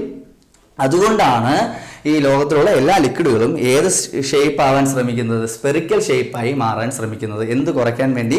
സർഫസ് ടെൻഷൻ കുറയ്ക്കാൻ വേണ്ടി. ഇനി പരീക്ഷയ്ക്ക് ചോദിക്കാൻ സാധ്യതയുള്ള വേറൊരു ക്വസ്റ്റ്യൻ എന്ന് പറയുന്നത് ഫയർ പോളിഷിംഗ് ഓഫ് ഗ്ലാസിനെ പറ്റിയാണ്. ഗ്ലാസിന്റെ കൂർത്ത അഗ്രങ്ങളെ മാറ്റാൻ വേണ്ടി നമ്മൾ ഗ്ലാസിനെ ചൂടാക്കുന്ന സമയത്ത് അതിന്റെ കൂർത്ത അഗ്രങ്ങൾ റൗണ്ട് ഷേപ്പിലായി മാറും.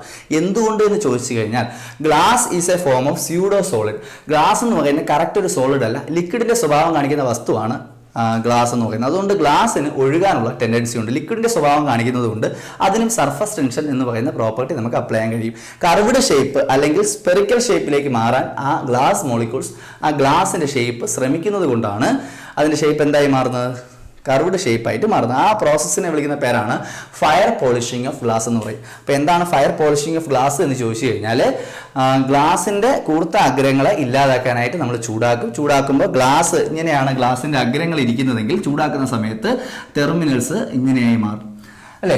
ആ പ്രോസസ്സിനെ വിളിക്കുന്ന പേരാണ് ഫയർ പോളിഷിംഗ് ഓഫ് ഗ്ലാസ്. കാരണം ഗ്ലാസുകൾക്ക് എന്ത് സ്വഭാവമുണ്ട്? ലിക്വിഡ് സ്വഭാവമുണ്ട്. കർവ്ഡ് ഷേപ്പ് അല്ലെങ്കിൽ സ്പെറിക്കൽ ഷേപ്പിനാണ് സർഫസ് ടെൻഷൻ ഏറ്റവും കുറവ്. ആ രൂപത്തിലിരിക്കാനായിരിക്കും ആ വസ്തുക്കൾ ശ്രമിക്കുന്നത്.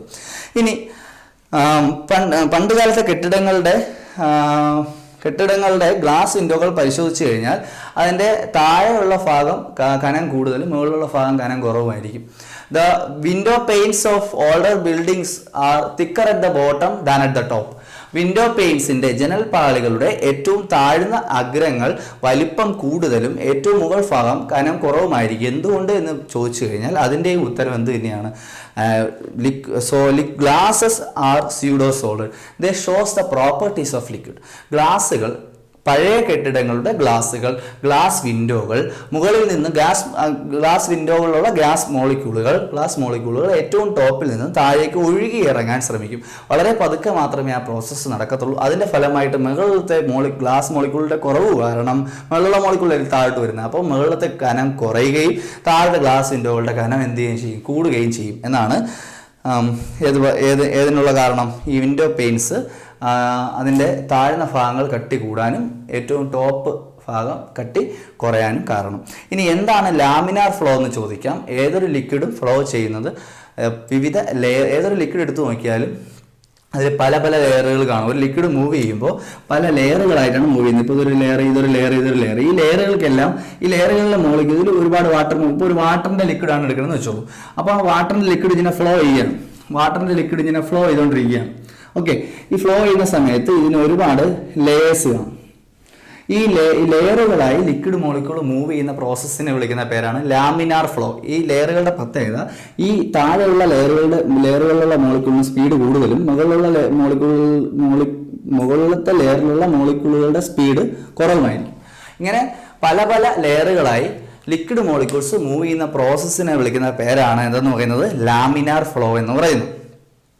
ഓക്കെ അല്ലേ? ഇനി ഐസോതേം എന്താണെന്ന് ചോദിക്കാം. കോൺസ്റ്റന്റ് ടെമ്പറേച്ചറിൽ വരയ്ക്കുന്ന ഗ്രാഫുകളെ വിളിക്കുന്ന പേരാണ് ഐസോതേം. ഐസോബാർ എന്താണെന്ന് ചോദിക്കാം. കോൺസ്റ്റന്റ് പ്രഷറിൽ വരയ്ക്കുന്ന ഗ്രാഫുകളെ വിളിക്കുന്ന പേരാണ് ഐസോബാർ. ഐസോകോർ എന്താണെന്ന് ചോദിക്കാം. കോൺസ്റ്റന്റ് വോളിയത്തിൽ വരയ്ക്കുന്ന ഗ്രാഫുകളെ വിളിക്കുന്ന പേരാണ് ഐസോകോർ. അബ്സല്യൂട്ട് സീറോ എന്താണെന്ന് ചോദിക്കാം. അബ്സല്യൂട്ട് സീറോ എന്താണെന്ന് ചോദിച്ചു കഴിഞ്ഞാൽ ഏതൊരു ഗ്യാസിന്റെയും ഒരു വസ്തുക്കളുടെയും വോളിയം സീറോ ആവില്ല. കാരണം എല്ലാ വസ്തുക്കൾക്കും ഇരിക്കാൻ സ്പേസ് ആവശ്യമാണ്. ഇരിക്കാനുള്ള സ്പേസിനെ വിളിക്കുന്ന പേരാണ് വോളിയം. അപ്പോൾ വോളിയം സീറോ ആകുന്നു എന്ന് വിചാരിക്കുന്ന ടെമ്പറേച്ചറിനെ വിളിക്കുന്ന പേരാണ് അബ്സല്യൂട്ട് സീറോ ഓഫ് ടെമ്പറേച്ചർ. എന്താണ് അബ്സല്യൂട്ട് സീറോ?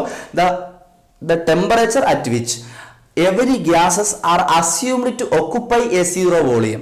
ഏതൊരു വസ്തുവിന്റെയും വോളിയം സീറോ ആകുമെന്ന് നമ്മൾ വിചാരിക്കുന്ന ടെമ്പറേച്ചറിനെ വിളിക്കുന്ന പേരാണ് അബ്സല്യൂട്ട് സീറോ ഓഫ് ടെമ്പറേച്ചർ. ആ അബ്സല്യൂട്ട് സീറോ എല്ലാ ഗ്യാസുകളുടെ അബ്സല്യൂട്ട് സീറോ എത്രയെന്ന് ചോദിച്ചു കഴിഞ്ഞാൽ -273 ഡിഗ്രി സെൽഷ്യസ് ആണ്. എത്രയാണ്? -273 ഡിഗ്രി സെൽഷ്യസ് ആണ് അബ്സല്യൂട്ട് സീറോ ഓഫ് ടെമ്പറേച്ചർ. ഇതിനെ ബേസ് ചെയ്താണ് കെൽവിൻ സ്കെയിൽ എഴുതി തയ്യാറാക്കിയിരിക്കുന്നത്. അതുകൊണ്ടാണ് ഡിഗ്രി സെൽഷ്യസിനെ കെൽവിനിലേക്ക് മാറ്റാൻ വേണ്ടി നമ്മൾ 273 ആഡ് ചെയ്യുന്നു. ഇത്രയും മനസ്സിലായല്ലോ അല്ലേ? ഇനി STP എന്താണെന്നൊക്കെ ചോദിക്കാൻ സാധ്യത വളരെ കുറവാണ്. എന്നാലും ഓർത്ത് വെച്ചേക്കുക, സ്റ്റാൻഡേർഡ് ടെമ്പറേച്ചർ ആൻഡ് പ്രഷർ. ഒരു റിയാക്ഷൻ നടക്കുന്നത് 273 കെൽവിൻ ടെമ്പറേച്ചറിലും 1 atm പ്രഷറിലുമാണെങ്കിൽ ആ റിയാക്ഷൻ നടക്കുന്നത് STPയിലാണെന്ന് പറയാം. വേറൊരു ചോദ്യം ചോദിക്കാവുന്നത്, എന്താണ് normal boiling point, standard boiling point? Boiling point എന്ന് പറഞ്ഞാൽ ഒരു വസ്തു തിളയ്ക്കുന്ന ടെമ്പറേച്ചറാണ് ബോയിലിംഗ് പോയിന്റ്. ബോയിലിംഗ് പോയിന്റ് എന്ന് ശാസ്ത്രീയമായിട്ടുള്ള ഒരു നിർവചനം അല്ലെങ്കിൽ സയന്റിഫിക് ഡെഫിനിഷൻ കൊടുക്കാൻ പറഞ്ഞാൽ ഇത്രയേ ഉള്ളൂ. ഒരു വസ്തുവിന്റെ വേപ്പർ പ്രഷറും അറ്റ്മോസ്ഫിയറിക് പ്രഷറും എപ്പോഴാണോ ഈക്വൽ ആവുന്നത് ആ ടെമ്പറേച്ചറിനെ വിളിക്കുന്ന പേരാണെന്ന് പറയുന്നത് ബോയിലിംഗ് പോയിന്റ് എന്ന് പറയും. ഇനി എപ്പോഴാണോ അറ്റ്മോസ്ഫിയറിക് പ്രഷർ ഒരു ബാർ, അതായത് ഞാൻ പറഞ്ഞു ഒരു വസ്തു തിളപ്പിക്കുമ്പോൾ അത് വേപ്പർ ഉണ്ടാവും. വേപ്പറിന്റെ പ്രഷറിനെ വിളിക്കുന്ന പേരാണ് വേപ്പർ പ്രഷർ. ആ വേപ്പർ പ്രഷറും വെളിയിലുള്ള അറ്റ്മോസ്ഫിയറിക് പ്രഷറും എപ്പോഴാണോ ഈക്വൽ ആവുന്നത് അപ്പോഴാണ് ആ വസ്തു തിളയ്ക്കുന്നത്. ഇനി എപ്പോഴാണോ വേപ്പർ പ്രഷറും അറ്റ്മോസ്ഫിയറിക് പ്രഷറും ഈക്വൽ ആവുന്നത് അപ്പോഴാണ് ആ വസ്തു തിളയ്ക്കുന്നത്. ആ ടെമ്പറേച്ചറിനെ വിളിക്കുന്ന പേരാണ് ബോയിലിംഗ് പോയിന്റ്. എപ്പോഴാണ് അറ്റ്മോസ്ഫിയറിക് പ്രഷർ 1 atm ആവുന്നത് അപ്പോഴുള്ള ബോയിലിംഗ് പോയിന്റിനെ വിളിക്കുന്ന പേരാണ് നോർമൽ ബോയിലിംഗ് പോയിന്റ്. എപ്പോഴാണ് അറ്റ്മോസ്ഫിയറിക് പ്രഷറിനെ 1 bar എന്ന് പറഞ്ഞ് കൺസിഡർ ചെയ്യുന്നത് അപ്പോഴാണ് ആ ബോയിലിംഗ് പോയിന്റിനെ വിളിക്കുന്ന പേര് സ്റ്റാൻഡേർഡ് ബോയിലിംഗ് പോയിന്റ് എന്ന് വിളിക്കും. ഉയർന്ന പ്രദേശങ്ങളിൽ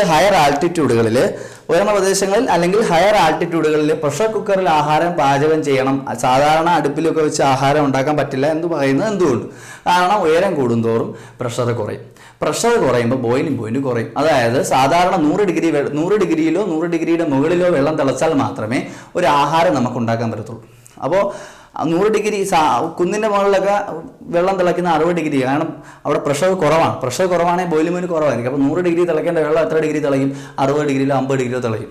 അപ്പോൾ വെള്ളം അങ്ങ് പെട്ടെന്ന് വേപ്പറൈസ് ചെയ്ത് പോകും. അരി അതേപോലെ തന്നെ കിടക്കും. അരി എന്താകത്തില്ല, ചോറാകത്തില്ല. പറഞ്ഞ് മനസ്സിലായോ? അതായത് സാധാരണ പ്രഷർ കുക്കറിനുള്ളിൽ ആഹാരം ഉണ്ടാകുന്നത് 120 ഡിഗ്രി സെൽഷ്യസിലാണ്, 100 ഡിഗ്രിയുടെ മുകളിലാണ്. അപ്പോൾ പ്രഷർ കുക്കറിൽ ആഹാരം ഉണ്ടാക്കുകയാണെങ്കിൽ പെട്ടെന്ന് തന്നെ പ്രഷർ കൂട്ടുന്നതിനനുസരിച്ച് പെട്ടെന്ന് തന്നെ ഹയർ ടെമ്പറേച്ചറിൽ വെള്ളം തിളപ്പിക്കാൻ പറ്റും. ഹയർ ടെമ്പറേച്ചറിൽ വെള്ളം തിളപ്പിച്ച് കഴിഞ്ഞാൽ പെട്ടെന്ന് തന്നെ ആഹാരം ഉണ്ടാക്കാനായിട്ട് പറ്റും. അപ്പോൾ ഇതുമായി ഈ ചാപ്റ്ററിൽ നിന്ന് ഉറപ്പായിട്ട് ഒരു ഒരു പ്രോബ്ലം ഉണ്ടാവും. നിങ്ങൾക്കത് ഏത് ലായെന്ന് നമുക്ക് പറയാൻ പറ്റത്തില്ല. ബോയ്സിലാണെങ്കിൽ P1 V1 = P2 V2, ചാൾസിലാണെങ്കിൽ V1/T1 = V2/T2. അവഗാഡ്രോസിലാണെങ്കിൽ 10 equations ഒന്നും പറയുന്നില്ല. കമ്പൈൻഡ് ഗ്യാസ് ഇക്വേഷൻ ഓർത്ത് വയ്ക്കുക. P1 V1/T1 = P2 V2/T2. അപ്പോൾ തെർമോഡൈനാമിക്സിൽ നമ്മൾ സ്റ്റേറ്റ് ഫംഗ്ഷൻ, പാത്ത് ഫംഗ്ഷൻ എന്താണെന്ന് ആദ്യം അറിഞ്ഞിരിക്കണം. സ്റ്റേറ്റ് ഫംഗ്ഷൻ എന്ന് പറഞ്ഞു കഴിഞ്ഞാൽ ഇനീഷ്യൽ സ്റ്റേറ്റിനെയും ഫൈനൽ സ്റ്റേറ്റിനെയും മാത്രം ഡിപ്പെൻഡ് ചെയ്ത് പറയുന്ന ഫംഗ്ഷൻസ് ആണ് സ്റ്റേറ്റ് ഫംഗ്ഷൻസ് എന്ന് പറയുന്നത്.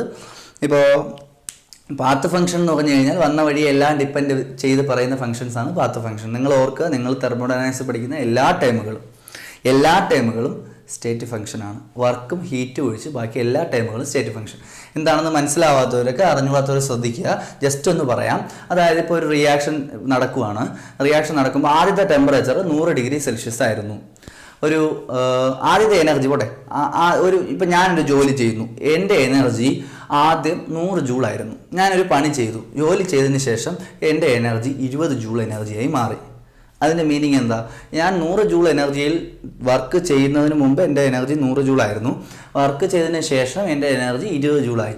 അപ്പോൾ 80 ജൂൾ എനർജി അല്ലേ ഞാൻ ആ വർക്ക് ചെയ്യാൻ ഉപയോഗിച്ചത് അല്ലേ? അങ്ങനെ എനിക്ക് കിട്ടിയേ 100 - 20. Final state, initial state minus final state. തുടക്കത്തിലുള്ള അളവും അവസാനിക്കുന്ന അളവും അറിയാമെങ്കിൽ അവിടെ ഉപയോഗിച്ച ആ എമൗണ്ട് ഓഫ് പ്രോപ്പർട്ടി അറിയാൻ പറ്റുമെങ്കിൽ, ഇനിഷ്യൽ സ്റ്റേറ്റിനെയും ഫൈനൽ സ്റ്റേറ്റിനെയും മാത്രം ഡിപ്പെൻഡ് ചെയ്ത് ഒരു പ്രോപ്പർട്ടിയെ നമുക്ക് മെഷർ ചെയ്യാൻ പറ്റുമെങ്കിൽ അത്തരം പ്രോപ്പർട്ടിയെ വിളിക്കുന്ന പേരാണ് സ്റ്റേറ്റ് ഫംഗ്ഷൻ. ക്ലിയർ അല്ലേ? ഇനി പാത്ത് ഫംഗ്ഷൻ എന്താണെന്ന് ചോദിച്ചു കഴിഞ്ഞാൽ വന്ന വഴികളെ എല്ലാം ഡിപ്പെൻഡ് ചെയ്ത് പറയുന്ന ഫംഗ്ഷനാണ് പാത്ത് ഫംഗ്ഷൻ. ഫോർ എക്സാമ്പിൾ, ഇപ്പോൾ ഒരാളെ കുറച്ച് ജോലികൾ ചെയ്യാൻ ഏൽപ്പിക്കുക. വർക്ക് എന്ന് പറയുന്ന ഒരു പാത്ത് ഫംഗ്ഷനാണ്. ഒരാളെ 5 ദിവസം കൊണ്ടാണ് അയാൾ ആ ജോലി ചെയ്യുന്നത്. ആദ്യത്തെ ദിവസം അയാൾ 10 ജോലികൾ ചെയ്തു. 5-ാമത്തെ ദിവസം അദ്ദേഹം ഒരു 3 ജോലി ചെയ്തു. അങ്ങനെയാണെങ്കിൽ അയാൾ ആകെ എത്ര ജോലി ചെയ്തു? 10 - 3 7 എന്ന് പറയാൻ പറ്റുമോ? ഇല്ല. കാരണം 2-ാമത്തെ ദിവസം ജോലിയൊന്നും ചെയ്തു കാണില്ല. 3-ാമത്തെ ദിവസം 2 ജോലി ചെയ്ത് കാണും. 4-ാമത്തെ ദിവസം 3 ജോലി ചെയ്ത് കാണും. അപ്പോൾ അങ്ങനെ ആകെ എത്ര ജോലി ചെയ്തു? ഇനി നമുക്ക് പറയാം 10, 0, 2, 3, 3 എല്ലാം കൂട്ടിയ ഉത്തരം കിട്ടും. 10, 2, 12, 12, 3, 15, 15, 3, 18 ജോലിയാണ് അങ്ങനെ ചെയ്തത്. അപ്പോൾ വന്ന വഴികളെ എല്ലാം ഡിപ്പെൻഡ് ചെയ്താണ് ജോലി പറഞ്ഞത്, വർക്ക് പറഞ്ഞത്. അപ്പോൾ work is a path function. വർക്കും ഹീറ്റും അതേപോലെയാണ് പറയുന്നത്. Heat and work are path function. ബാക്കി എല്ലാം energy, entropy, enthalpy, free energy, ഇതെല്ലാം ഏത് ഫങ്ഷൻസ് ആണ്? പാത്ത് ഫങ്ഷൻസ് ആണ്. സ്റ്റേറ്റ് ഫങ്ഷൻസ് ആണ്. അപ്പോൾ പാത്ത് ഫങ്ഷൻസ് 2 വർക്കും ഹീറ്റും. ഇനി ഐസോതെർമൽ പ്രോസസ്സ്, അഡയാബാറ്റിക് പ്രോസസ്സ്, ഇങ്ങനെ കുറേ പ്രോസസ്സുകളുണ്ടല്ലോ. എന്താ ഐസോതെർമൽ എന്ന് പറഞ്ഞാൽ? കോൺസ്റ്റൻറ്റ് ടെമ്പറേച്ചർ നടക്കുന്ന പ്രോസസ്സുകളെ വിളിക്കുന്ന പേരാണ് ഐസോതെർമൽ പ്രോസസ്സ്. എന്താ ഐസോബാറിക് പ്രോസസ്സ് എന്ന് പറഞ്ഞാൽ? കോൺസ്റ്റന്റ് പ്രഷറിൽ നടക്കുന്ന പ്രോസസ്സുകൾ വിളിക്കുന്ന പേരാണ് ഐസോബാറിക് പ്രോസസ്സ്. ഐസോകോറിക് പ്രോസസ്സ് എന്ന് വെച്ചാൽ എന്താണ്? കോൺസ്റ്റന്റ് വോളിയത്തിൽ നടക്കുന്ന പ്രോസസ്സുകൾ വിളിക്കുന്ന പേരാണ് ഐസോകോറിക് പ്രോസസ്സ്. അപ്പോൾ അതൊക്കെ അറിഞ്ഞിരിക്കുക. ഇനി നമ്മൾ ഫസ്റ്റിൽ 0th law ഓഫ് തെർമോഡൈനാമിക്സ് എന്ത്? 0th law, 1st law, 2nd law, 3rd law, ഈ 4 ലാസിൽ ഏതെങ്കിലും ഒന്ന് 1 മാർക്കിനോ മറ്റോ ചോദിക്കാം. മോഡൽ പരീക്ഷയ്ക്ക് ചോദിച്ചത് കൊണ്ട് ചോദിക്കാൻ സാധ്യത കുറവാണ്, എന്നാലും അറിഞ്ഞിരിക്കുക. 0th law ഓഫ് തെർമോഡൈനാമിക്സ് എന്താണ്? ഇപ്പോൾ ABC, എയുടെ ടെമ്പറേച്ചർ 50, എക്കുള്ള ഹീറ്റ് 50 ജൂൾ ആണെന്ന് വിചാരിക്കുക. ബിയുടെ ഹീറ്റും 50 ജൂൾ ആണെന്ന് വിചാരിക്കുക. അപ്പോൾ എയുടെയും ബിയുടെയും ടെമ്പറേച്ചർ സെയിം ആണ്. ഹീറ്റിനെ അളക്കാൻ ഉപയോഗിക്കുന്ന യൂണിറ്റ് ആണ്. ഹീറ്റും ടെമ്പറേച്ചറിലോട്ടൊന്നും പോകുന്നില്ല. എയും ബിക്കും ഒരേ ടെമ്പറേച്ചറാണ്. അപ്പോൾ 50 ഡിഗ്രി സെൽഷ്യസ് എന്ന് വിചാരിക്കുക. 50 ഡിഗ്രി സെൽഷ്യസ്, ബിയുടെയും ടെമ്പറേച്ചർ 50 ഡിഗ്രി സെൽഷ്യസ്. അപ്പോൾ നമുക്ക് പറയാം എയുടെയും ബിയുടെയും ടെമ്പറേച്ചർ സെയിം ആണ്. എയും ബിയുടെ ചേർത്ത് വെച്ചേക്കുകയാണ്. That means their temperature same എന്ന് പറയുന്നതിന് പകരം their thermal equilibrium with each other എന്ന് വേണമെങ്കിൽ പറയാം. അതായത് എയും ബിയും തെർമൽ ഇക്വിലിബ്രിയത്തിലാണ്. സി അതിനോടൊപ്പം ചേർത്ത് വെക്കുകയാണെങ്കിൽ ഉറപ്പായിട്ടും സിയുടെയും ടെമ്പറേച്ചർ എത്ര ഡിഗ്രി സെൽഷ്യസ് ആയി മാറും? 50 ഡിഗ്രി സെൽഷ്യസ് ആയി മാറും. അല്ലെങ്കിൽ ഈ 3 എണ്ണത്തിനും ഒരേ ടെമ്പറേച്ചർ ആണ് എന്ന് നമുക്ക് പറയാം. അതായത് 2 വസ്തുക്കൾ തെർമൽ ഇക്വിലിബ്രിയത്തിലാണ്. വേറെ ഈ എയും ബിയും തെർമൽ ഇക്വിലിബ്രിയത്തിലാണ്, ബിയും സിയും തെർമൽ ഇക്വിലിബ്രിയത്തിലാണെങ്കിൽ എയും സിയും എങ്ങനെയാണെന്ന് പറയാം? തെർമൽ ഇക്വിലിബ്രിയത്തിലാണ് എന്ന് പറയാം. ഇതാണ് 0th law of thermodynamics. When two substances are in thermal equilibrium with a third body, then all the 3 substances are in thermal equilibrium with each other എന്ന് പറയുന്ന ലായാണ് 0th law ഓഫ് തെർമോഡൈനാമിക്സ്. ഇനി first law of thermodynamics എന്താണെന്ന് ചോദിച്ചു കഴിഞ്ഞാൽ, energy of all the systems are energy can neither be created nor be destroyed in a chemical reaction. ഊർജ്ജത്തെ ഉണ്ടാക്കുവാനോ നശിപ്പിക്കുവാനോ സാധ്യമല്ല. One form of energy can be converted to another. ഒരു ഫോമിലുള്ള എനർജിയെ വേറൊരു ഫോമിലേക്ക് മാറ്റാൻ മാത്രമേ നമുക്ക് സാധിക്കുകയുള്ളൂ എന്ന് പറയുന്നതാണ് ഫസ്റ്റ് law ഓഫ് തെർമോഡൈനാമിക്സ്. അല്ലെങ്കിൽ നമുക്ക് പറയാം ഈ ചേഞ്ച് ഇൻ ഇന്റേണൽ എനർജി. അപ്പോൾ അവിടെ ഒരു വാക്ക് പഠിച്ചു. എന്താണ് ഇന്റേണൽ എനർജി? ഞാൻ ഇപ്പോൾ എന്നെ പറ്റിയാണ് പഠിക്കുന്നതെങ്കിൽ ഞാനാണ് ഇവിടുത്തെ സിസ്റ്റം. അപ്പോൾ 2 വാക്കുകളുണ്ട്, സിസ്റ്റവും സറൗണ്ടിങ്ങും. എന്നെ പറ്റിയാണ് പഠിക്കുന്നതെങ്കിൽ ഞാനാണ് സിസ്റ്റം, എനിക്ക് ചുറ്റുമുള്ളതിനെല്ലാം വിളിക്കുന്ന പേരാണ് സറൗണ്ടിങ്. സിസ്റ്റവും സറൗണ്ടിങ്ങും കൂടെ ചേർന്നതിനെ വിളിക്കുന്ന പേരാണ് യൂണിവേഴ്സ്. ഓക്കെ. അപ്പോൾ എന്നിൽ എത്രത്തോളം എനർജി ഉണ്ടോ ആ എനർജി എല്ലാം വിളിക്കുന്ന പേരാണ് ഇന്റേണൽ എനർജി, അഥവാ യു എന്ന പറയുന്ന അക്ഷരം കൊണ്ട് സൂചിപ്പിക്കാം. അപ്പോൾ U change in internal energy എന്ന് പറയുന്നതിന് ഒരു എങ്ങനെ പറയാം? ഡെൽറ്റ യു അല്ലേ? അതായത് ഇപ്പം ഞാനൊരു ജോലി ചെയ്യുമ്പോൾ ഓട്ടോമാറ്റിക്കലി എൻ്റെ എനർജി എന്ത് ചെയ്യും? കുറയും. ആ കുറയുന്ന എനർജി ഡെൽറ്റ യു എന്ന് കൊടുത്തു. ഞാൻ ആ എനർജി എന്തിനൊക്കെ വേണ്ടി ഉപയോഗിച്ചു? ഒരു ജോലി ചെയ്യാനും കുറച്ച് എനർജി എന്തായിട്ട് നഷ്ടപ്പെടുകയും ചെയ്തു? ഹീറ്റായിട്ട് നഷ്ടപ്പെടുകയും ചെയ്തു. അതായത് change in internal energy will be equal to W + Q. Change in internal energy will be equal to sum of work done and heat energy absorbed or liberated by the system. ഇതാണ് first law of thermodynamics. അപ്പോൾ എന്താണ് first law of thermodynamics എന്ന് ചോദിച്ചു കഴിഞ്ഞാൽ, ഒരു വസ്തു ഒരു system ജോലി ചെയ്യുന്നു, അവിടെ ഉണ്ടാകുന്ന എനർജിയിൽ ഉണ്ടാകുന്ന വ്യത്യാസം എന്ന് പറയുന്നത് അവിടെ നടന്ന വർക്കിനും ഹീറ്റിൻ്റെയും കൂടെ സമ്മിന് ഈക്വൽ ആയിരിക്കും എന്നാണ് ഫസ്റ്റ് ലോ ഓഫ് തെർമോഡൈനാമിക്സ് പറയുന്നത്. സെക്കൻഡ് ലോ ഓഫ് തെർമോഡൈനാമിക്സ് എന്താണ്? ഒരു വസ്തുവിൻ്റെ എൻട്രോപ്പി കൂടിക്കൊണ്ടേയിരിക്കും, യൂണിവേഴ്സിൻ്റെ എൻട്രോപ്പി കൂടിക്കൊണ്ടേയിരിക്കുന്നു. അപ്പോൾ എൻട്രോപ്പി എന്താണ് എന്ന് പഠിക്കണം. എൻട്രോപ്പി എന്ന് വെച്ചാൽ ഡിസോർഡർനെസ് ഓഫ് എ സിസ്റ്റം. ഒരു വസ്തുക്കൾക്കും ഒരു പെർഫെക്ഷൻ കാണത്തില്ല. ഇപ്പോൾ നമുക്ക് തന്നെ, മനുഷ്യർക്ക് തന്നെ ചില ചെറിയ ചെറിയ വട്ടുകളൊക്കെ കാണും അല്ലേ? ചെറിയ ചെറിയ മെൻ്റൽ ഡിസോർഡേഴ്സ് ഒക്കെ എല്ലാവർക്കും ഉണ്ട്. എല്ലാവർക്കും ഒരു പരിധി വരെ വട്ടുണ്ട് എന്നാണ് പറയുന്നത്. വട്ട് കൂടി കഴിയുമ്പോൾ അത് വേറൊരു അവസ്ഥയിലോട്ട് പോകുന്നു. അപ്പോൾ ആ ഒരു അവസ്ഥയെ, ഓർഡർ ഇല്ലാത്ത ആ അവസ്ഥയെ വിളിക്കുന്ന പേരാണ് ഡിസോർഡർനെസ്. അപ്പോൾ എല്ലാ വസ്തുക്കൾക്കും എന്തുണ്ട്? ഡിസോർഡർനെസ് ഉണ്ട്. പെർഫെക്റ്റ് ആയിട്ടുള്ള ഒരു ബോഡിയും ഈ ലോകത്തിലില്ല. എല്ലാ വസ്തുക്കളുടെ എൻട്രോപ്പി എന്ത് ചെയ്തുകൊണ്ടിരിക്കുകയാണ്? യൂണിവേഴ്സിൻ്റെ തന്നെ എൻട്രോപ്പി എന്ത് ചെയ്തുകൊണ്ടിരിക്കുകയാണ്? കൂടിക്കൊണ്ടിരിക്കുകയാണ്. എൻട്രോപ്പി എന്ന വാക്ക്, disorderness of a system is called entropy. Entropy is represented by the letter S. ഇനി എൻട്രോപ്പി, എല്ലാ വസ്തുക്കളുടെ എൻട്രോപ്പി കൂടിക്കൊണ്ടേ ഇരിക്കുന്നതാണ് സെക്കൻഡ് ലോ ഓഫ് തെർമോഡൈനാമിക്സ് പറയുന്നത്. അതാണ് ഒരു കാലത്ത് ഒരു സമയമാകുമ്പോൾ യൂണിവേഴ്സ് തന്നെ ഇല്ലാതാവുമെന്ന് നമ്മൾ സാധാരണ പറയുന്നു. Entropy of all the systems are increasing day by day. അപ്പോൾ എൻട്രോപ്പി കൂടി കൂടി കൂടി വന്ന് ഒരു സമയമാകുമ്പോൾ ഭൂമി തന്നെ ഇല്ലാതാവും, പൊട്ടിത്തെറിക്കുമെന്നാണ് ഏത് പറയുന്നത്? സെക്കൻഡ് ലോ ഓഫ് തെർമോഡൈനാമിക്സ് പറയുന്നത്. ഇനി തേർഡ് ലോ പറയുന്നത് എങ്ങനെയാണ്? തേർഡ് ലോ പറയുന്നത് ഏതൊരു വസ്തുവിൻ്റെ പെർഫെക്റ്റ്ലി ക്രിസ്റ്റലൈൻ ആയിട്ടുള്ള സോളിഡ് എടുത്തു കഴിഞ്ഞാൽ, ക്രിസ്റ്റലൈൻ സോളിഡ് എന്ന് പറഞ്ഞു കഴിഞ്ഞാൽ പാർട്ടികളെല്ലാം പെർഫെക്റ്റ് ആയിട്ട് അടുക്കി വെച്ചിരിക്കുന്ന സോളിഡുകളെ വിളിക്കുന്ന പേരാണ് പെർഫെക്റ്റ്ലി ക്രിസ്റ്റലൈൻ സോളിഡ്. ഇപ്പോൾ ഒരു NaCl, Na+Cl-, അത് കഴിഞ്ഞ് Cl- കഴിഞ്ഞാൽ തൊട്ടടുത്ത് Na+, അത് കഴിഞ്ഞാൽ തൊട്ടടുത്ത് Cl-, ഇങ്ങനെ വ്യക്തതയോടുകൂടി ഓർഡറോടുകൂടി അടുക്കി വെച്ചിരിക്കുന്നതാണ് പെർഫെക്റ്റ്ലി ക്രിസ്റ്റലൈൻ സോളിഡ്. അങ്ങനെയുള്ള വസ്തുക്കൾക്ക് എൻട്രോപ്പി 0 ആയിരിക്കും എന്നാണ് തേർഡ് ലോ ഓഫ് തെർമോഡൈനാമിക്സ് പറയുന്നത്.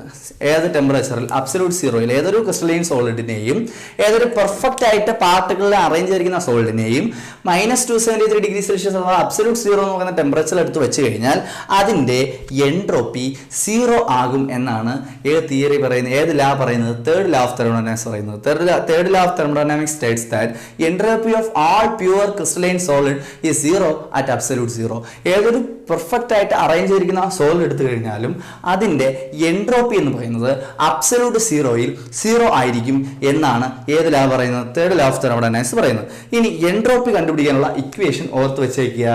S = ചേഞ്ച് ഇൻ എൻട്രോപ്പി മാത്രമേ നമുക്ക് കണ്ടുപിടിക്കാൻ പറ്റൂ, എൻട്രോപ്പി കണ്ടുപിടിക്കാൻ പറ്റത്തില്ല. അതായത് എത്രത്തോളം ഡിസോർഡർനെസ്സിൽ മാറ്റം വന്നു. ΔS = ΔH/T അല്ലെങ്കിൽ Q/T. ΔH എന്താണെന്ന് ചോദിച്ചു കഴിഞ്ഞാൽ enthalpy change of a system. അതായത് ഒരു റിയാക്ഷൻ നടക്കുമ്പോൾ ഹീറ്റ് എനർജി റിലീസ് ചെയ്യുക, ഹീറ്റ് എനർജി അബ്സോർബ് ചെയ്യുക. എത്രത്തോളം ഹീറ്റ് എനർജി റിലീസ് ചെയ്തു, എത്രത്തോളം ഹീറ്റ് എനർജി അബ്സോർബ് ചെയ്തു, അതിന് പറയുന്ന മെഷറാണ് എന്ന് പറയുന്നത് ΔH എന്ന് പറയുന്നത്, അല്ലെങ്കിൽ Q എന്ന് പറയും. ഇനി ഒരു റിയാക്ഷൻ, ഇപ്പോൾ പരീക്ഷയ്ക്ക് ചോദിക്കാം, heat energy absorbed by the system. ഒരു വസ്തു, ഞാൻ ഹീറ്റ് വാങ്ങിക്കുന്നു, അപ്പോൾ എൻ്റെ ഹീറ്റ് എന്ത് ചെയ്യും? കൂടും. Q will be positive. പറഞ്ഞ മനസ്സിലായോ? അപ്പോൾ heat energy absorbed by the system ആണെങ്കിൽ Q will be positive. Heat energy released by the system ആണെങ്കിൽ Q will be നെഗറ്റീവ്. അപ്പോൾ ഓർത്ത് വെച്ചേക്കുക, ഹീറ്റ് എനർജി അബ്സോർബ്ഡ് ആണെങ്കിൽ Q will be positive, heat energy released ആണെങ്കിൽ Q will be negative in nature. ഇനി work done by the system ആണെങ്കിൽ W will be negative.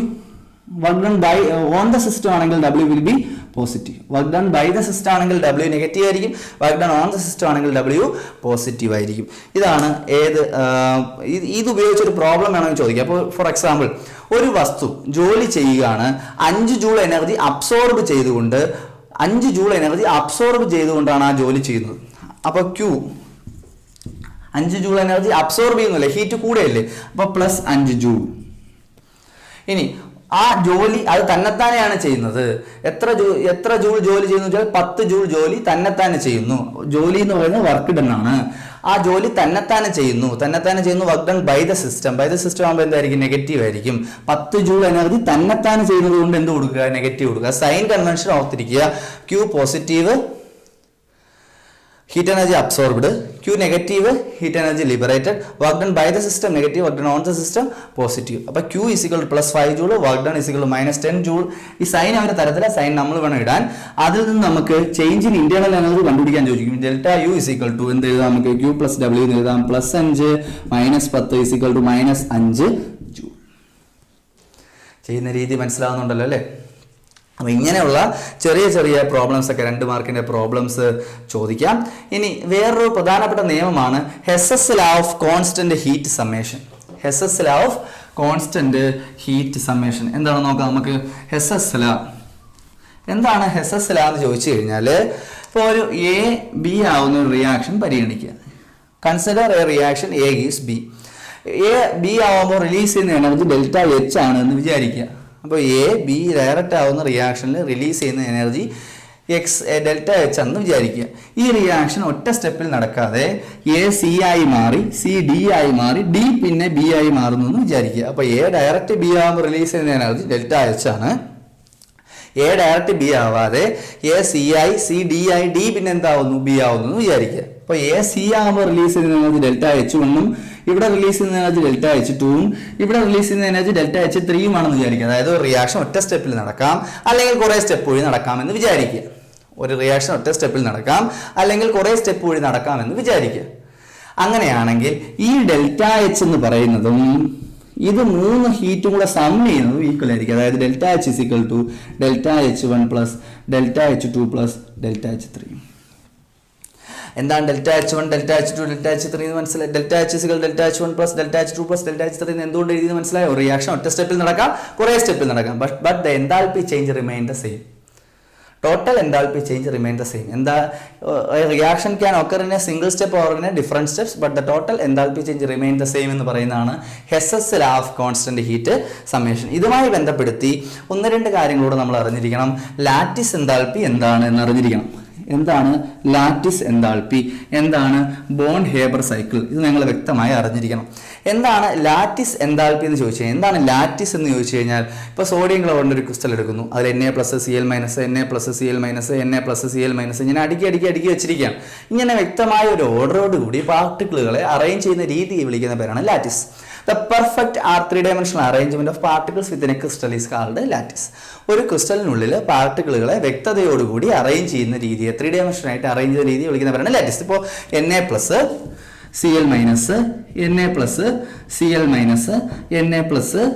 Na+Cl-, ഇങ്ങനെ ഓർഡറോട് കൂടി ഇങ്ങനെ അറേഞ്ച് ചെയ്ത് വെച്ചേക്കാം. ഞാൻ ഒരു എനർജി കൊടുക്കുന്നു, ആ എനർജി കൊടുക്കുന്ന സമയത്ത് ഈ Cl- ഇവിടെ നിന്ന് ഇളവി അത് ഗ്യാസ് സ്റ്റേറ്റിലേക്ക് പോകുന്നു എന്ന് വിചാരിക്കുക. എന്താ ഞാൻ ചെയ്തത്? We are supplying some energy. By the use of this energy, some of the ions get departed from their site and they get converted into gaseous state. Some of the particles are converting into gaseous state. അപ്പോൾ ചില particle എന്തായിട്ട് മാറുന്നു? Gaseous സ്റ്റേറ്റിലേക്ക് മാറുന്നു എന്ന് വിചാരിക്കുക. അങ്ങനെയാണെങ്കിൽ ഒരു മോൾ വസ്തു, ഇപ്പോൾ ഒരു പാർട്ടിക്കിളല്ലേ പോളൂ, ഇതുപോലെ ഒരു മോൾ പാർട്ടിക്കിളുകളെ അതിൻ്റെ ലാറ്റിസിൽ നിന്നും അതിൻ്റെ അറേഞ്ച്മെന്റിൽ നിന്നും ഗ്യാസ് സ്റ്റേറ്റിലേക്ക് കൺവേർട്ട് ചെയ്യാൻ ഞാൻ കൊടുക്കുന്ന എനർജിയെ വിളിക്കുന്ന പേരാണ് ലാറ്റിസ് എൻതാൽപ്പി അഥവാ ഡെൽറ്റ എച്ച് ലാറ്റിസ് എന്ന് പറയും. അപ്പോൾ എന്താണ് ലാറ്റിസ് എൻതാൽപ്പി അഥവാ ഡെൽറ്റ എച്ച് ലാറ്റിസ് എന്ന് വെച്ചാൽ the amount of enthalpy, the amount of energy required to convert one of a solid ionic compound, ഇതെല്ലാം അയണിക് കോമ്പൗണ്ടുകളാണ്, അയോൺസ് ഉള്ള കോമ്പൗണ്ടുകളാണ്, ionic compound to its gaseous state is called lattice enthalpy. Lattice enthalpy നമുക്ക് direct കണ്ടുപിടിക്കാൻ പറ്റത്തില്ല. Lattice enthalpy കണ്ടുപിടിക്കാൻ വേണ്ടി ഉപയോഗിക്കുന്ന സൈക്കിളിനെ വിളിക്കുന്ന പേരാണ് ബോൺ ഹേബർ സൈക്കിൾ എന്ന് പറയുന്നത്. ബോൺ ഹേബർ സൈക്കിൾ എന്തിനു വേണ്ടി ഉപയോഗിക്കുന്നു? ലാറ്റിസ് എൻതാൽപ്പി കണ്ടുപിടിക്കാൻ വേണ്ടി ഉപയോഗിക്കുന്ന സൈക്കിളിനെ വിളിക്കുന്ന പേരാണ് ഇതെന്ന് പറയുന്നത് ബോൺ ഹേബർ സൈക്കിൾ. ഇനി നമുക്ക് ബോൺ ഹേബർ സൈക്കിൾ എന്താണെന്ന് മനസ്സിലാക്കാൻ വേണ്ടി സോഡിയം ക്ലോറൈഡ് എന്ന് പറയുന്ന മോളിക്യൂൾ എടുത്ത് പഠിക്കാം. സോഡിയം ക്ലോറൈഡ് എന്ന് വെച്ചാൽ എന്താ? NaCl ആണ് അതിൻ്റെ ഫോർമുല. NaCl ഉണ്ടാവണമെങ്കിൽ ആരൊക്കെ ചേരണം? സോഡിയവും ക്ലോറിനൂടെ ചേരണം. സോഡിയവും ക്ലോറിനൂടെ ചേർന്നാലാണ് എന്തുണ്ടാവുന്നത്? NaCl ഉണ്ടാവുന്നത്. പക്ഷേ Cl എന്ന് പറയുന്ന സാധനം പ്രകൃതിയിൽ എക്സിസ്റ്റ് ചെയ്യില്ല. Cl2 ആയിട്ടാണ് എക്സിസ്റ്റ് ചെയ്യുന്നത്. ക്ലോറിൻ മോളിക്യൂൾ ആയിട്ടാണ് എക്സിസ്റ്റ് ചെയ്യുന്നത്. പക്ഷേ സോഡിയം Na ആയിട്ട് തന്നെ എന്ത് ചെയ്യും? എക്സിസ്റ്റ് ചെയ്യും. പറയുന്നത് മനസ്സിലാവുന്നുണ്ടല്ലോ. അപ്പോൾ സോഡിയവും Cl2 ചേർന്നാണ് എന്തുണ്ടാകുന്നത്? NaCl ഉണ്ടാകുന്നത്. പക്ഷേ ഹാഫ് Cl2 മാത്രമേ ചേർത്തുള്ളൂ. ഹാഫ് Cl2 എന്ന് പറയുമ്പോൾ എത്ര Cl? ഒരു Cl ഇവിടെ ഉണ്ട്. അപ്പോൾ സോഡിയം എന്ന് പറയുന്നത് സോളിഡ് സ്റ്റേറ്റിലാണ്, ക്ലോറിൻ എന്ന് പറയുന്നത് ഗ്യാസ് സ്റ്റേറ്റിലാണ്, NaCl വേറെ സ്റ്റേറ്റിലാണ്, സോളിഡ് സ്റ്റേറ്റിലാണ്. അപ്പോൾ സോഡിയവും ക്ലോറിനോട് ചേർന്ന് NaCl ഫോം ആവുമ്പോൾ കുറച്ച് എനർജി കളയും. ആ കളയുകയോ വാങ്ങിക്കുകയോ ചെയ്യുന്ന എനർജി വിളിക്കുന്ന പേരാണ് എൻതാൽപ്പി. അപ്പോൾ ഇവിടെ NaCl ഫോം ചെയ്യുമ്പോൾ കളയുന്ന എനർജി വിളിക്കുന്ന പേരാണ് എൻതാൽപ്പി ഓഫ് ഫോർമേഷൻ അഥവാ ഡെൽറ്റ HF. അപ്പോൾ എന്താണ് ഡെൽറ്റ HF എന്ന് മനസ്സിലായല്ലോ. ഒരു മോൾ സോഡിയവും ക്ലോറിനോട് ചേർന്ന് NaCl ഉണ്ടാവും. ഒരു ക്ലോറിനോട് ചേർന്ന് NaCl ഉണ്ടാകുന്ന സമയത്ത് റിലീസ് ചെയ്യുന്ന എനർജിയെ വിളിക്കുന്ന പേരാണ് എൻതാൽപ്പി ഓഫ് ഫോർമേഷൻ അഥവാ ഡെൽറ്റ എച്ച് എഫ് എന്ന് പറയുന്നത്. ഇത് ഒറ്റ സ്റ്റെപ്പിൽ നടക്കാം.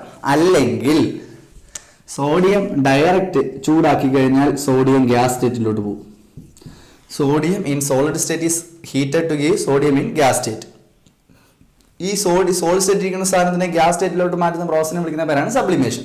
അപ്പോൾ റിലീസ് ചെയ്യുന്ന എനർജിയെ വിളിക്കുന്ന പേരാണ് enthalpy of sublimation delta H S. Clear ആണ്? ഇനി ഈ സോഡിയത്തിലേക്ക് എൻതാൽപ്പി സബ്ലിമേഷൻ മനസ്സിലായല്ലോ. സോളിഡ് സ്റ്റേറ്റ് ഇരിക്കുന്ന സോഡിയത്തിന് ചൂടാക്കുമ്പോൾ ഗ്യാസ് സ്റ്റേറ്റ് ഇരിക്കുന്ന സോഡിയമായിട്ട് മാറും. അപ്പോൾ സോളിഡ് സ്റ്റേറ്റ് ഇരിക്കുന്ന സാധനം ഗ്യാസ് സ്റ്റേറ്റിലോട്ട് പോകുമ്പോൾ അബ്സോർബ് ചെയ്യുന്ന ഹീറ്റ് എനർജിയെ വിളിക്കുന്ന പേരാണെന്ന് പറയുന്നത് എൻതാൽപ്പി ഓഫ് സബ്ലിമേഷൻ. അബ്സോർബും ചെയ്യാം, ലിബറേറ്റും ചെയ്യാം. അപ്പോൾ ഇവിടെ സബ്ലിമേഷൻ നടക്കുമ്പോൾ ലിബറേറ്റ് ആണ് ചെയ്യുന്നത്. ഓക്കെ, സബ്ലിമേഷൻ നടക്കുമ്പോൾ റിലീസ് ചെയ്യുന്ന എനർജി വിളിക്കുന്ന പേരാണ് എൻതാൽപ്പി ഓഫ് സബ്ലിമേഷൻ അഥവാ ഡെൽറ്റ എച്ച് എസ് എന്ന് കാണിക്കും. ഇനി നമ്മൾ കുറച്ച് എനർജി കൊടുക്കുന്നു. ആ എനർജി കൊടുക്കുമ്പോൾ എന്നെ നിന്ന് ഒരു ഇലക്ട്രോൺ പോകണമെന്ന് വെച്ചു. ഒരു ഇലക്ട്രോൺ പോകുന്നു. എന്നെ നിന്ന് ഒരു ഇലക്ട്രോൺ പോയാൽ എന്താവും? Na പ്ലസ് ആവും. അപ്പോൾ എന്നെ നിന്ന് ഒരു ഇലക്ട്രോൺ പോയി കഴിഞ്ഞാൽ എന്താവും? Na പ്ലസ് ആവും. ഒരു ഇലക്ട്രോൺ പോകാൻ വേണ്ടി കൊടുക്കുന്ന എനർജി വിളിക്കുന്ന പേരാണ്, നമുക്കറിയാം, ഒരു ആറ്റത്തിൽ നിന്ന് ഇലക്ട്രോണിനെ കളയാൻ വേണ്ടി കൊടുക്കുന്ന എനർജി എന്താണ്? Ionization energy, enthalpy of ionization. അപ്പോൾ സോഡിയം Na പ്ലസ് ആവുമ്പോൾ അബ്സോർബ് ചെയ്യുന്ന എനർജി വിളിക്കുന്ന പേരാണെന്ന് പറയുന്നത് എൻതാൽപ്പി ഓഫ് അയണൈസേഷൻ. ഇനി ഈ Na പ്ലസ് ഏത് സ്റ്റേറ്റിലായിരിക്കും? ഗ്യാസ് സ്റ്റേറ്റിലായിരിക്കും. ഈ Cl2 എന്ന് പറയുന്ന മോളിക്യൂളിലേക്ക് കുറച്ച് എനർജി കൊടുക്കുന്നു. ഒരു Cl-ഉം വേറൊരു Cl-ലൂടെ ചേർന്നിരിക്കുന്നു. ഒരു Cl-ഉം വേറൊരു Cl-ലൂടെ ചേർന്നിരിക്കുമ്പോൾ കുറച്ച് എനർജി കൊടുക്കുമ്പോൾ ഇത് സെപ്പറേറ്റ് ആവും എന്ന് വിചാരിക്കുക. സെപ്പറേറ്റ് ആയി കഴിഞ്ഞാൽ Cl ആറ്റമായിട്ട് മാറത്തില്ലേ? ഗ്യാസ് സ്റ്റേറ്റ് ഇരിക്കുന്ന Cl2 സ്പ്ലിറ്റ് ചെയ്ത് ഗ്യാസ് സ്റ്റേറ്റ് ഇരിക്കുന്ന ക്ലോറിൻ ആറ്റമായിട്ട് മാറും. അപ്പോൾ ഒരു മോളിക്യൂള് ബ്രേക്ക് ചെയ്ത് ആറ്റങ്ങളായി മാറാൻ വേണ്ടി ഉപയോഗിക്കുന്ന എനർജി വിളിക്കുന്ന പേരാണ് delta H D, enthalpy of dissociation, bond dissociation enthalpy of dissociation. Clear ആണ്? ഇനി ഈ Cl-ലേക്ക് ഒരു ഇലക്ട്രോൺ നമ്മൾ ആഡ് ചെയ്യുകയാണെങ്കിൽ Cl എന്നുള്ളത് എന്തായിട്ട് മാറും? Cl മൈനസ് ആയിട്ട് മാറും. എന്താ?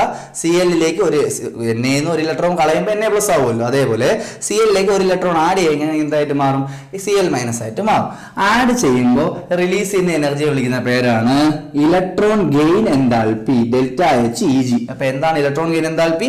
ഒരു വസ്തുവിലേക്ക് ഇലക്ട്രോൺ ആഡ് ചെയ്യുമ്പോൾ അതിൽ നിന്ന് വെളിയിൽ പോകുന്ന എനർജി വിളിക്കുന്ന പേരാണ് ഇലക്ട്രോൺ ഗെയിൻ എൻതാൽപ്പി അഥവാ ഡെൽറ്റ എച്ച് ഇ ജി എന്ന് പറയും. അപ്പൊ Cl എന്നുള്ള Cl മൈനസ് ആയി. Cl മൈനസ് ഏത് സ്റ്റേറ്റിലാണ്? ഗ്യാസ് സ്റ്റേറ്റിലാണ്.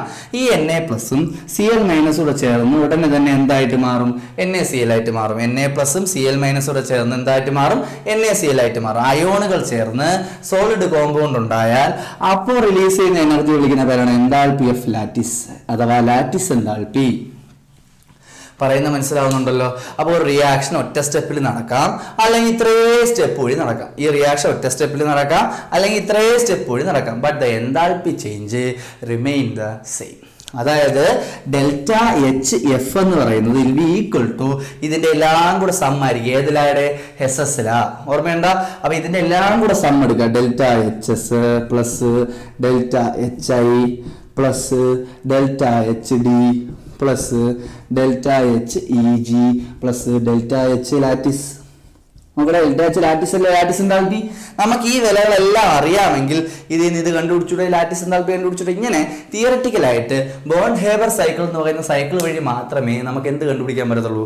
ലാറ്റിസ് എൻതാൽപ്പി കണ്ടുപിടിക്കാൻ പറ്റത്തുള്ളൂ. സോഡിയം ക്ലോറൈഡ് ചേർന്ന് NaCl ആവുന്ന ഈ ഡയഗ്രത്തിനെ വിളിക്കുന്ന പേരാണെന്ന് പറയുന്നത് ബോണ്ട് ഹേബർ സൈക്കിൾ. ഒരു റിയാക്ഷൻ ഒറ്റ സ്റ്റെപ്പിൽ നടക്കാം, ഒരുപാട് സ്റ്റെപ്പ് വഴി നടക്കാം. But the total enthalpy change delta H remain the same എന്ന് പറയുന്നതാണ് Hess's law of constant heat summation. ഇനി നമുക്ക് അടുത്തുള്ളത് Gibbs free energy. Gibbs free എനർജിയുടെ ഒരു ഇക്വേഷൻ. ഗിബ്സ് ഫ്രീ എനർജി എന്ന് വെച്ച് കഴിഞ്ഞാൽ ഇപ്പോൾ എൻ്റെ ഒരുപാട് എനർജി ഉണ്ട്. എൻ്റെ ഉള്ള എല്ലാ എനർജിയും കൂടെ വിളിക്കുന്ന പേരാണ് ഇൻറ്റേർണൽ എനർജി. പക്ഷേ ഞാനിപ്പോൾ ഈ പേന ഉപയോഗിച്ച് ബോർഡിൽ എഴുതുന്നു. അപ്പോൾ എൻ്റെ കുറച്ച് എനർജി അവിടെ ഉപയോഗിക്കപ്പെടുകയാണ്. ഞാൻ നിങ്ങളോട് സംസാരിക്കുന്നു. അപ്പോൾ എൻ്റെ വേറെ കുറച്ച് എനർജി അവിടെ ഉപയോഗിക്കപ്പെടുകയാണ്. ഞാൻ ഈ പുസ്തകം പൊക്കി പിടിക്കുന്നു. അപ്പോഴും എൻ്റെ കുറച്ച് എനർജി അവിടെ യൂസ് ചെയ്യുകയാണ്. അപ്പോൾ ഇതിനെല്ലാം ഒരേ എനർജി അല്ല, പല പല എനർജികളാണ്. പല പല ജോലികൾ ചെയ്യാൻ പല പല എനർജികളാണ് വേണ്ടത്. അപ്പോൾ ഒരു യൂസ്ഫുൾ വർക്ക് ചെയ്യാൻ, ഉപയോഗപ്രദമായിട്ടുള്ള ഒരു ജോലി ചെയ്യാൻ വേണ്ടി നമ്മൾ നിന്ന് വേണ്ട എനർജി, നമ്മൾ ഉപയോഗിക്കുന്ന എനർജിയെ വിളിക്കുന്ന പേരാണ് ഗിബ്സ് ഫ്രീ എനർജി. എന്താണ്? Gibbs free energy is the amount of available free energy to do useful work. ഒരു ഉപയോഗപ്രദമായിട്ടുള്ള ജോലി ചെയ്യുവാൻ നമുക്ക് ആവശ്യമായിട്ടുള്ള എനർജിയെ വിളിക്കുന്ന പേരാണ് ഗിബ്സ് ഫ്രീ എനർജി, അഥവാ ജി എന്ന് പറയുന്ന ലെറ്റർ കൊണ്ട് സൂചിപ്പിക്കും. എന്തായാലും ഗിബ്സ് ഫ്രീ എനർജി ചേഞ്ചിനെ ഡെൽറ്റ ജി കൊണ്ട് സൂചിപ്പിക്കും. Delta G is equal delta H minus T delta S ആയിരിക്കും. ഓർത്തിരിക്കുക, delta G is equal to delta H minus T delta S ആയിരിക്കും. ഇനി നമ്മൾ spontaneous reaction, non spontaneous reaction എന്നിങ്ങനെ രണ്ട് ടൈപ്പ് റിയാക്ഷൻസിനെ പറ്റി പഠിക്കണം. മലയുടെ മുകളിൽ നിന്ന് വെള്ളം താഴേക്ക് വീഴുന്നു. മലയുടെ മുകളിൽ നിന്ന് വെള്ളം താഴോട്ട് ആരും തള്ളിവിടുന്നതല്ല, അത് ഓട്ടോമാറ്റിക്കായിട്ട് വീഴുന്നതാണ്. അത് അത്തരം റിയാക്ഷൻസ് ആണ് സ്പോണ്ടേനിയസ് റിയാക്ഷൻ. ഓട്ടോമാറ്റിക്കായിട്ട് ഒരു എക്സ്റ്റേണൽ ഫോഴ്സിന്റെ സഹായം കൂടാതെ നടക്കുന്ന റിയാക്ഷനുകളെ വിളിക്കുന്ന പേരാണ് spontaneous reaction. Spontaneous A reaction taking part without any external force. External ഫോഴ്സിന്റെ സാന്നിധ്യത്തോടു കൂടി അല്ലാതെ, എക്സ്റ്റേണൽ ഫോഴ്സിന്റെ സഹായത്തോടെ അല്ലാതെ നടക്കുന്ന റിയാക്ഷനുകളെ വിളിക്കുന്ന പേരാണ് സ്പോണ്ടേനിയസ് റിയാക്ഷൻ. ഒരു എക്സ്റ്റേണൽ ഫോഴ്സിന്റെ സഹായത്താൽ നടക്കുന്ന റിയാക്ഷനുകളെ ഒരു എക്സ്റ്റേണൽ ഫോഴ്സിന്റെ സഹായത്താൽ നടക്കുന്ന റിയാക്ഷനുകളെ നോൺ സ്പോണ്ടേനിയസ് റിയാക്ഷനുകൾ എന്നും, എക്സ്റ്റേണൽ ഫോഴ്സിന്റെ സഹായത്താൽ അല്ലാതെ നടക്കുന്ന റിയാക്ഷനുകളെ സ്പോണ്ടേനിയസ് റിയാക്ഷനുകൾ എന്നുമാണ് വിളിക്കുന്നത്. മലയുടെ മുകളിൽ നിന്ന് വെള്ളം താഴേക്ക് വീഴുന്നത് സ്പോണ്ടേനിയസ് റിയാക്ഷനും, കിണറ്റിൽ നിന്ന് വെള്ളം പമ്പ് ചെയ്ത് ടാങ്കിലേക്ക് കയറ്റുന്നത് നോൺ സ്പോണ്ടേനിയസ് റിയാക്ഷനാണ്. അത് കിണറ്റിൽ നിന്ന് പമ്പ് ചെയ്ത് കഴിയുമ്പോൾ നമ്മളൊരു ഫോഴ്സ് ഉപയോഗിച്ചാണ് പമ്പ് ചെയ്ത് കയറ്റുന്നത്, അല്ലേ? അപ്പോൾ ഈ ഒരു റിയാക്ഷൻ സ്പോണ്ടേനിയസ് ആകണമെങ്കിൽ delta G must be negative. Reaction spontaneous ആകണമെങ്കിൽ delta G must be negative. Change in Gibbs free energy must be negative. Change in Gibbs free energy must be negative. അത് ഇതനുസരിച്ചാണ് delta എച്ചിന്റെയും delta എസിന്റെ വില മാറുന്നതിനനുസരിച്ച് delta G വിലകളും മാറും. അപ്പോൾ reaction spontaneous ആണെങ്കിൽ ഡെൽറ്റ ജി നെഗറ്റീവ് ആയിരിക്കണം. റിയാക്ഷൻ നോൺ സ്പോണ്ടേനിയസ് ആണെങ്കിൽ ഡെൽറ്റ ജി പോസിറ്റീവ് ആയിരിക്കും. റിയാക്ഷൻ ഇക്വിലിബ്രിയത്തിലാണെങ്കിൽ delta G will be equal to 0 ആയിരിക്കും. അപ്പോൾ റിയാക്ഷൻ സ്പോണ്ടേനിയസ് ആണെങ്കിൽ delta G negative, non spontaneous ആണെങ്കിൽ ഡെൽറ്റ ജി പോസിറ്റീവ്, ഇക്വിലിബ്രിയത്തിലാണെങ്കിൽ ഡെൽറ്റ ജി 0 ആയിരിക്കും. ഇനി ഈ ഒരു റിയാക്ഷന്റെ ഡെൽറ്റ എച്ചും ഡെൽറ്റ എസും ടെമ്പറേച്ചർ വില മാറുന്നതിനനുസരിച്ച് ഡെൽറ്റ ജി മാറും എന്ന് പറഞ്ഞില്ലേ? അപ്പൊ പരീക്ഷയ്ക്ക് ചോദിക്കും, what are the criteria for spontaneity? ഒരു റിയാക്ഷൻ സ്പോണ്ടേനിയസ് ആകണമെങ്കിലുള്ള കണ്ടീഷൻസ് എന്തൊക്കെയാണ്? What are the criteria for spontaneity? എന്തൊക്കെയാണ് ക്രൈറ്റീരിയകൾ എന്ന് ചോദിച്ചു കഴിഞ്ഞാൽ, അത് ഒന്ന് delta H, delta S, T, delta G. അപ്പോൾ ഡെൽറ്റ ജി നെഗറ്റീവ് ആയാലേ റിയാക്ഷൻ എന്താകത്തുള്ളൂ? സ്പോണ്ടേനിയസ് ആകത്തുള്ളൂ. അപ്പൊ ഡെൽറ്റ എച്ചും ഡെൽറ്റ എസും നെഗറ്റീവ്, ലോവർ ടെമ്പറേച്ചർ ആണെങ്കിൽ ഡെൽറ്റ ജി നെഗറ്റീവ് ആയിരിക്കും. കണ്ടീഷൻ ഒന്ന് ഓർത്തുക, ഡെൽറ്റ ജി നെഗറ്റീവ് ആണ്. റിയാക്ഷൻ സ്പോണ്ടേനിയസ് ആവുള്ള കണ്ടീഷൻ ഡെൽറ്റ എച്ചും delta S negative, lower temperature ആണെങ്കിൽ ഡെൽറ്റ ജി നെഗറ്റീവ് ആയിരിക്കും.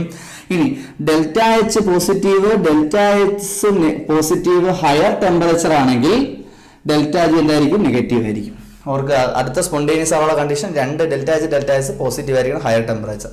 അല്ലെങ്കിൽ ഡെൽറ്റ എച്ച് നെഗറ്റീവും ഡെൽറ്റ എസ് പോസിറ്റീവ് ആയിരിക്കും. എനി ടെമ്പറേച്ചർ, ഏതൊരു ടെമ്പറേച്ചറിലും ഡെൽറ്റ ജി എന്തായിരിക്കും? നെഗറ്റീവ് ആയിരിക്കും. ഈ 3 കണ്ടീഷനുകളിൽ മാത്രമേ ഒരു റിയാക്ഷൻ എന്താകത്തുള്ളൂ? സ്പോണ്ടേനിയസ് ആകത്തുള്ളൂ. Delta H delta S negative, lower temperature, delta H delta S positive, higher temperature, ആദ്യത്തെ നെഗറ്റീവ് രണ്ടാമത്തെ positive, any temperature, delta G will B negative. Then these conditions are called criteria for spontaneity. Okay, ഇനി delta G സീറോയും delta G zero എന്താണെന്ന് ഏതെങ്കിലും time എഴുതിയാൽ നമ്മുടെ 0 എന്ന് കൊടുത്തു കഴിഞ്ഞാൽ സ്റ്റാൻഡേർഡ് വാല്യൂ എന്നാണ്. ഒരു ഈ value delta G value measured at standard temperature and pressure. അതാണ് delta G zero. Delta G zero will be equal to -2.303 RT log Kc. എന്താണ് Kc എന്ന് വെച്ച് കഴിഞ്ഞാൽ ഇക്വിലിബ്രിയം കോൺസ്റ്റന്റ് ആണ് വിളിക്കുന്നത്. ഇത് വെച്ച് പ്രോബ്ലം ചോദിക്കാം. 2.6 എന്ന് പറഞ്ഞ യൂണിവേഴ്സൽ ഗ്യാസ് കോൺസ്റ്റന്റ്, അതിന്റെ വാല്യൂ 8.314 ആണ്. ടി എന്ന് പറഞ്ഞ ടെമ്പറേച്ചർ. ഈ ഇക്വേഷൻ ഓർത്ത് വെച്ചിരിക്കുക. Delta G zero equal to -2.303 RT log Kc. ഇതാണ് ആരുടെ ഇക്വേഷൻ എന്ന് പറയുന്നത്? ഗിബ്സ് ഫ്രീ എനർജിയും ഇക്വിലിബ്രിയം കോൺസ്റ്റന്റും തമ്മിലുള്ള റിലേഷൻ. ഇത്രയും മനസ്സിലായല്ലോ. ഇനി standard enthalpy formation, standard enthalpy sublimation, standard bond enthalpy, ഇങ്ങനെയൊക്കെ ചോദിക്കാം. സ്റ്റാൻഡേർഡ് എൻതാൽപ്പി ഫോർമേഷൻ എന്ന് വെച്ചാൽ ഒരു മോൾ വസ്തു ഫോം ചെയ്യാൻ, ഒരു മോൾ കോമ്പൗണ്ട് ഫോം ചെയ്യുമ്പോൾ റിലീസ് ചെയ്യുക അബ്സോർബ് ചെയ്യുക ചെയ്യുന്ന ഹീറ്റ് സ്റ്റാൻഡേർഡ് കണ്ടീഷനിലാണെങ്കിൽ റിലീസ് ചെയ്യുക അബ്സോർബ് ചെയ്യുക ചെയ്യുന്ന ഹീറ്റിന്റെ അളവാണ് സ്റ്റാൻഡേർഡ് എൻതാൽപ്പി ഫോർമേഷൻ. അപ്പോൾ എന്തായിരിക്കും സ്റ്റാൻഡേർഡ് എൻതാൽപ്പി ഓഫ് കമ്പഷൻ? ഒരു മോൾ വസ്തു കത്തുന്നു സ്റ്റാൻഡേർഡ് കണ്ടീഷനിൽ, temperature, standard conditions of temperature and standard conditions of പ്രഷറിൽ ഒരു മോൾ വസ്തു കത്തുമ്പോൾ റിലീസ് അബ്സോർബ് ചെയ്യുന്ന എനർജിയാണ് standard enthalpy sublimation. Standard enthalpy of vaporization എന്തായിരിക്കും? ഒരു മോൾ ലിക്വിഡ് വേപ്പർ ആവുന്നു. വേപ്പറൈസേഷൻ എന്ന് വെച്ചാൽ ലിക്വിഡ് ഫോമിലുള്ള ഒരു വസ്തു വേപ്പർ ഫോമിലോട്ട് മാറുന്നു. ലിക്വിഡ് ഫോമിലുള്ള ഒരു വസ്തു 1 മോൾ കോമ്പൗണ്ട് അതിന്റെ വേപ്പർ സ്റ്റേറ്റിലേക്ക് പോകുമ്പോൾ അബ്സോർബ് ചെയ്യുന്ന ഹീറ്റിന്റെ അളവാണ് എന്ന് പറയുന്നത് സ്റ്റാൻഡേർഡ് എൻതാൽപ്പി ഓഫ് വേപ്പറൈസേഷൻ. ഇനി നമുക്ക് സ്റ്റാൻഡേർഡ് എൻതാൽപ്പി എന്ന് പറഞ്ഞിട്ട് പറയാം. എൻതാൽപ്പി എന്ന് പറഞ്ഞാൽ അബ്സോർബ് ചെയ്യുകയോ ലിബറേറ്റ് ചെയ്യുകയോ ചെയ്യുന്ന പ്രോസസ് എമൗണ്ട് ഓഫ് സബ്സ്റ്റൻസിനെ വിളിക്കുന്ന പേരാണ് എന്ന് പറയുന്നത് ഡെൽറ്റ എച്ച് എന്ന് പറയുന്നത്. ഇനി പരീക്ഷയ്ക്ക് ചോദിക്കാം എൻട്രോപ്പിക്ക് ഇപ്പോൾ ഒരു വസ്തു പാർട്ടിക്കിളിന്റെ എണ്ണം കൂടിക്കഴിഞ്ഞാലും നമ്പർ ഓഫ് പാർട്ടിക്കിൾസ് കൂടിക്കഴിഞ്ഞാലും കൂടിക്കഴിഞ്ഞാലും സ്പീഡ് ഓഫ് പാർട്ടിക്കിൾ അല്ലെങ്കിൽ ഡിസ്റ്റൻസ് ബിറ്റ്വീൻ പാർട്ടിക്കിൾ കൂടിക്കഴിഞ്ഞാലും നമ്പർ ഓഫ് പാർട്ടിക്കിൾസ് കൂടിക്കഴിഞ്ഞാലും ഡിസ്റ്റൻസ് ബിറ്റ്വീൻ പാർട്ടിക്കിൾസ് കൂടിക്കഴിഞ്ഞാലും ഡിസ്റ്റൻസ് ബിറ്റ്വീൻ വേണ്ട നമ്പർ ഓഫ് പാർട്ടിക്കിൾസ് കൂടിക്കഴിഞ്ഞാൽ എൻട്രോപ്പി കൂടും. ഓർത്ത് വെച്ചേക്കുക, നമ്പർ ഓഫ് പാർട്ടിക്കിൾസ് കൂടിക്കഴിഞ്ഞാൽ എൻട്രോപ്പി കൂടും. അപ്പോൾ അല്ലെങ്കിൽ വേറെ രീതിയിൽ പറയാം, നമ്പർ ഓഫ് പാർട്ടിക്കിൾസ് കൂടിക്കഴിഞ്ഞാൽ എൻട്രോപ്പി കൂടും. ഏറ്റവും കുറവ് എൻട്രോപ്പി സോളിഡിന്, അതിനേക്കാളും കൂടുതൽ എൻട്രോപ്പി ലിക്വിഡിന്, അതിനേക്കാളും കൂടുതൽ എൻട്രോപ്പി ഗ്യാസിന്. ഓർത്ത് വെച്ചേക്കുക, സോളിഡ്, ലിക്വിഡ്, ഗ്യാസ്. ഏറ്റവും കൂടുതൽ എൻട്രോപ്പി ഗ്യാസിന്, ഏറ്റവും കുറവ് എൻട്രോപ്പി സോളിഡിനുമാണ്. അപ്പോൾ ഈ എൻട്രോപ്പി കുറവിൽ നിന്ന് കൂടുതലേക്ക് അറേഞ്ച് ചെയ്യുക. Solid, liquid, gas. ഏറ്റവും കൂടുതൽ എൻട്രോപ്പി ഗ്യാസ്, ഏറ്റവും കുറവ് എൻട്രോപ്പി സോളിഡിനാണ്. ഇനി പരീക്ഷയ്ക്ക് ചോദിക്കാം, ഒരു ലിക്വിഡിനെ തിളപ്പിക്കുന്നു, എൻട്രോപ്പിക്ക് എന്ത് മാറ്റം വരും? ലിക്വിഡിനെ തിളപ്പിക്കുന്നു എന്ന് വെച്ചാൽ ലിക്വിഡ് എന്താവുന്നതാണ്? വേപ്പർ ആവുന്നു. ലിക്വിഡ് വേപ്പർ ആയി കഴിഞ്ഞാൽ എൻട്രോപ്പി എന്ത് ചെയ്യും? കൂടും. ലിക്വിഡ് കൺവേർട്ടിംഗ് ഇൻറ്റു വേപ്പർ എന്ന് പറഞ്ഞാൽ ഗ്യാസ് ആണ്. അപ്പോൾ liquid is converting into vapour എന്ന് വെച്ചാൽ ഗ്യാസ് ആയിട്ട് മാറുന്നു. ഗ്യാസ് ആയിട്ട് മാറി കഴിഞ്ഞാൽ എൻട്രോപ്പി എന്ത് ചെയ്യും? കൂടും. അല്ലെങ്കിൽ ഫ്രീസിങ് നടക്കുന്നു. ഫ്രീസിങ് നടക്കുമ്പോൾ എൻട്രോപ്പി എന്ത് മാറ്റം വരും? ഫ്രീസിങ് നടന്നു കഴിഞ്ഞാൽ, ഫ്രീസിങ് എന്ന് പറഞ്ഞു കഴിഞ്ഞാൽ തണുപ്പിക്കുന്നതാണ്. വാതകം തണുപ്പിച്ച് അല്ലെങ്കിൽ ഒരു ഗ്യാസിനെ അല്ലെങ്കിൽ ലിക്വിഡിനെ തണുപ്പിച്ച് സോൾഡ് ആക്കുന്നു. Liquid is converting into solid. അവിടെ ഉറപ്പായിട്ട് എൻട്രോപ്പി എന്ത് ചെയ്യും? കുറയും. അപ്പോൾ ഇങ്ങനെയൊക്കെയുള്ള ടെസ്റ്റിംഗ് ക്വസ്റ്റ്യൻസും ഈ തെർമോഡൈനാമിക്സ് എന്ന് പറയുന്ന പോർഷനിൽ നിന്ന് ചോദിക്കാം. ഇനി തെർമോഡൈനാമിക്സ് എന്നൊരു പ്രോബ്ലം മസ്റ്റായിട്ട് നിങ്ങൾക്ക് എക്സാമിന് ഉണ്ടാവും. പ്രോബ്ലം ഏത് സെക്ഷനിൽ നിന്നാണോ അവർക്ക് ചോദിക്കാം. ഇനി എന്താണ് ആവറേജ് ബോണ്ട് എൻതാൽപ്പി എന്ന് ചോദിക്കാം. ഇപ്പോൾ ഒന്നിൽ കൂടുതൽ ബോണ്ടുള്ള കേസിൽ, ഇപ്പോൾ വാട്ടറിന്റെ കേസ് ആണെങ്കിൽ H2O അല്ലേ, H2O കേസിലാണെങ്കിൽ 2 ബോണ്ടില്ലേ, ഒന്നിൽ കൂടുതൽ ബോണ്ടുള്ള ഒരു മോളിക്യൂളാണ്. ഈ ബോണ്ട് ബ്രേക്ക് ചെയ്യാൻ വേണ്ടി എക്സ് എനർജി കൊടുക്കണമെന്ന് വെച്ചോ, ഈ ബോണ്ട് ബ്രേക്ക് ചെയ്യാനായിട്ട് വൈ എനർജി കൊടുക്കണമെന്ന് വെച്ചോ. അപ്പോൾ ആവറേജ് ബോണ്ട് എന്താണെന്ന് വെച്ച് കഴിഞ്ഞാൽ എന്തെന്ന് ചോദിച്ചു കഴിഞ്ഞാൽ X+Y/2. സാധാരണ നമ്മൾ ആവറേജ് എടുക്കുന്നത് തന്നെയാണ്. എത്ര ബോണ്ട് എൻതാൽപ്പിയാണ് ആകെ ഉപയോഗിച്ചത്? X+Y ആകെ ഡിവൈഡ് ബൈ എത്ര ബോണ്ട് ബ്രേക്ക് ചെയ്തു. ഇവിടെ എത്ര ബോണ്ടാണ് ബ്രേക്ക് ചെയ്ത്? 2. അതുകൊണ്ട് divide by 2, X+Y/2 average bond enthalpy. അപ്പോൾ bond enthalpy, average bond enthalpy മനസ്സിലായല്ലോ. ബോണ്ട് എൻതാൽപ്പി എന്ന് പറഞ്ഞു കഴിഞ്ഞാൽ ഒരു മോൾ ബോണ്ടിനെ ബ്രേക്ക് ചെയ്യാൻ വേണ്ടി നമ്മൾ കൊടുക്കുന്ന എനർജി വിളിക്കുന്ന പേരാണ് bond enthalpy. Average bond enthalpy എന്ന് വെച്ചാൽ എന്താണ്? ആവറേജ് ബോണ്ട് എൻതാൽപ്പി എന്ന് പറഞ്ഞാൽ ഒന്നിൽ കൂടുതൽ ബോണ്ടുള്ള മോളിക്യൂളുകൾ, അത്തരം മോളിക്യൂളുകളെ വിളിക്കുന്ന പേരാണ് പോളി അറ്റോമിക് മോളിക്യൂൾ. ഇങ്ങനെയുള്ള മോളിക്യൂളുകളിൽ നമ്മൾ കൊടുക്കുന്ന എനർജി, ബോണ്ട് ബ്രേക്ക് ചെയ്യാൻ വേണ്ടി കൊടുക്കുന്ന എനർജി വിളിക്കുന്ന പേരാണ് ആവറേജ് ബോണ്ട് എൻതാൽപ്പി എന്ന് പറയും. അപ്പോൾ ഇത്രയാണ് നമുക്ക് തെർമോഡൈനാമിക്സ് എന്ന് പറയുന്ന ചാപ്റ്ററിൽ പഠിക്കാനായിട്ട് ഉള്ളത്.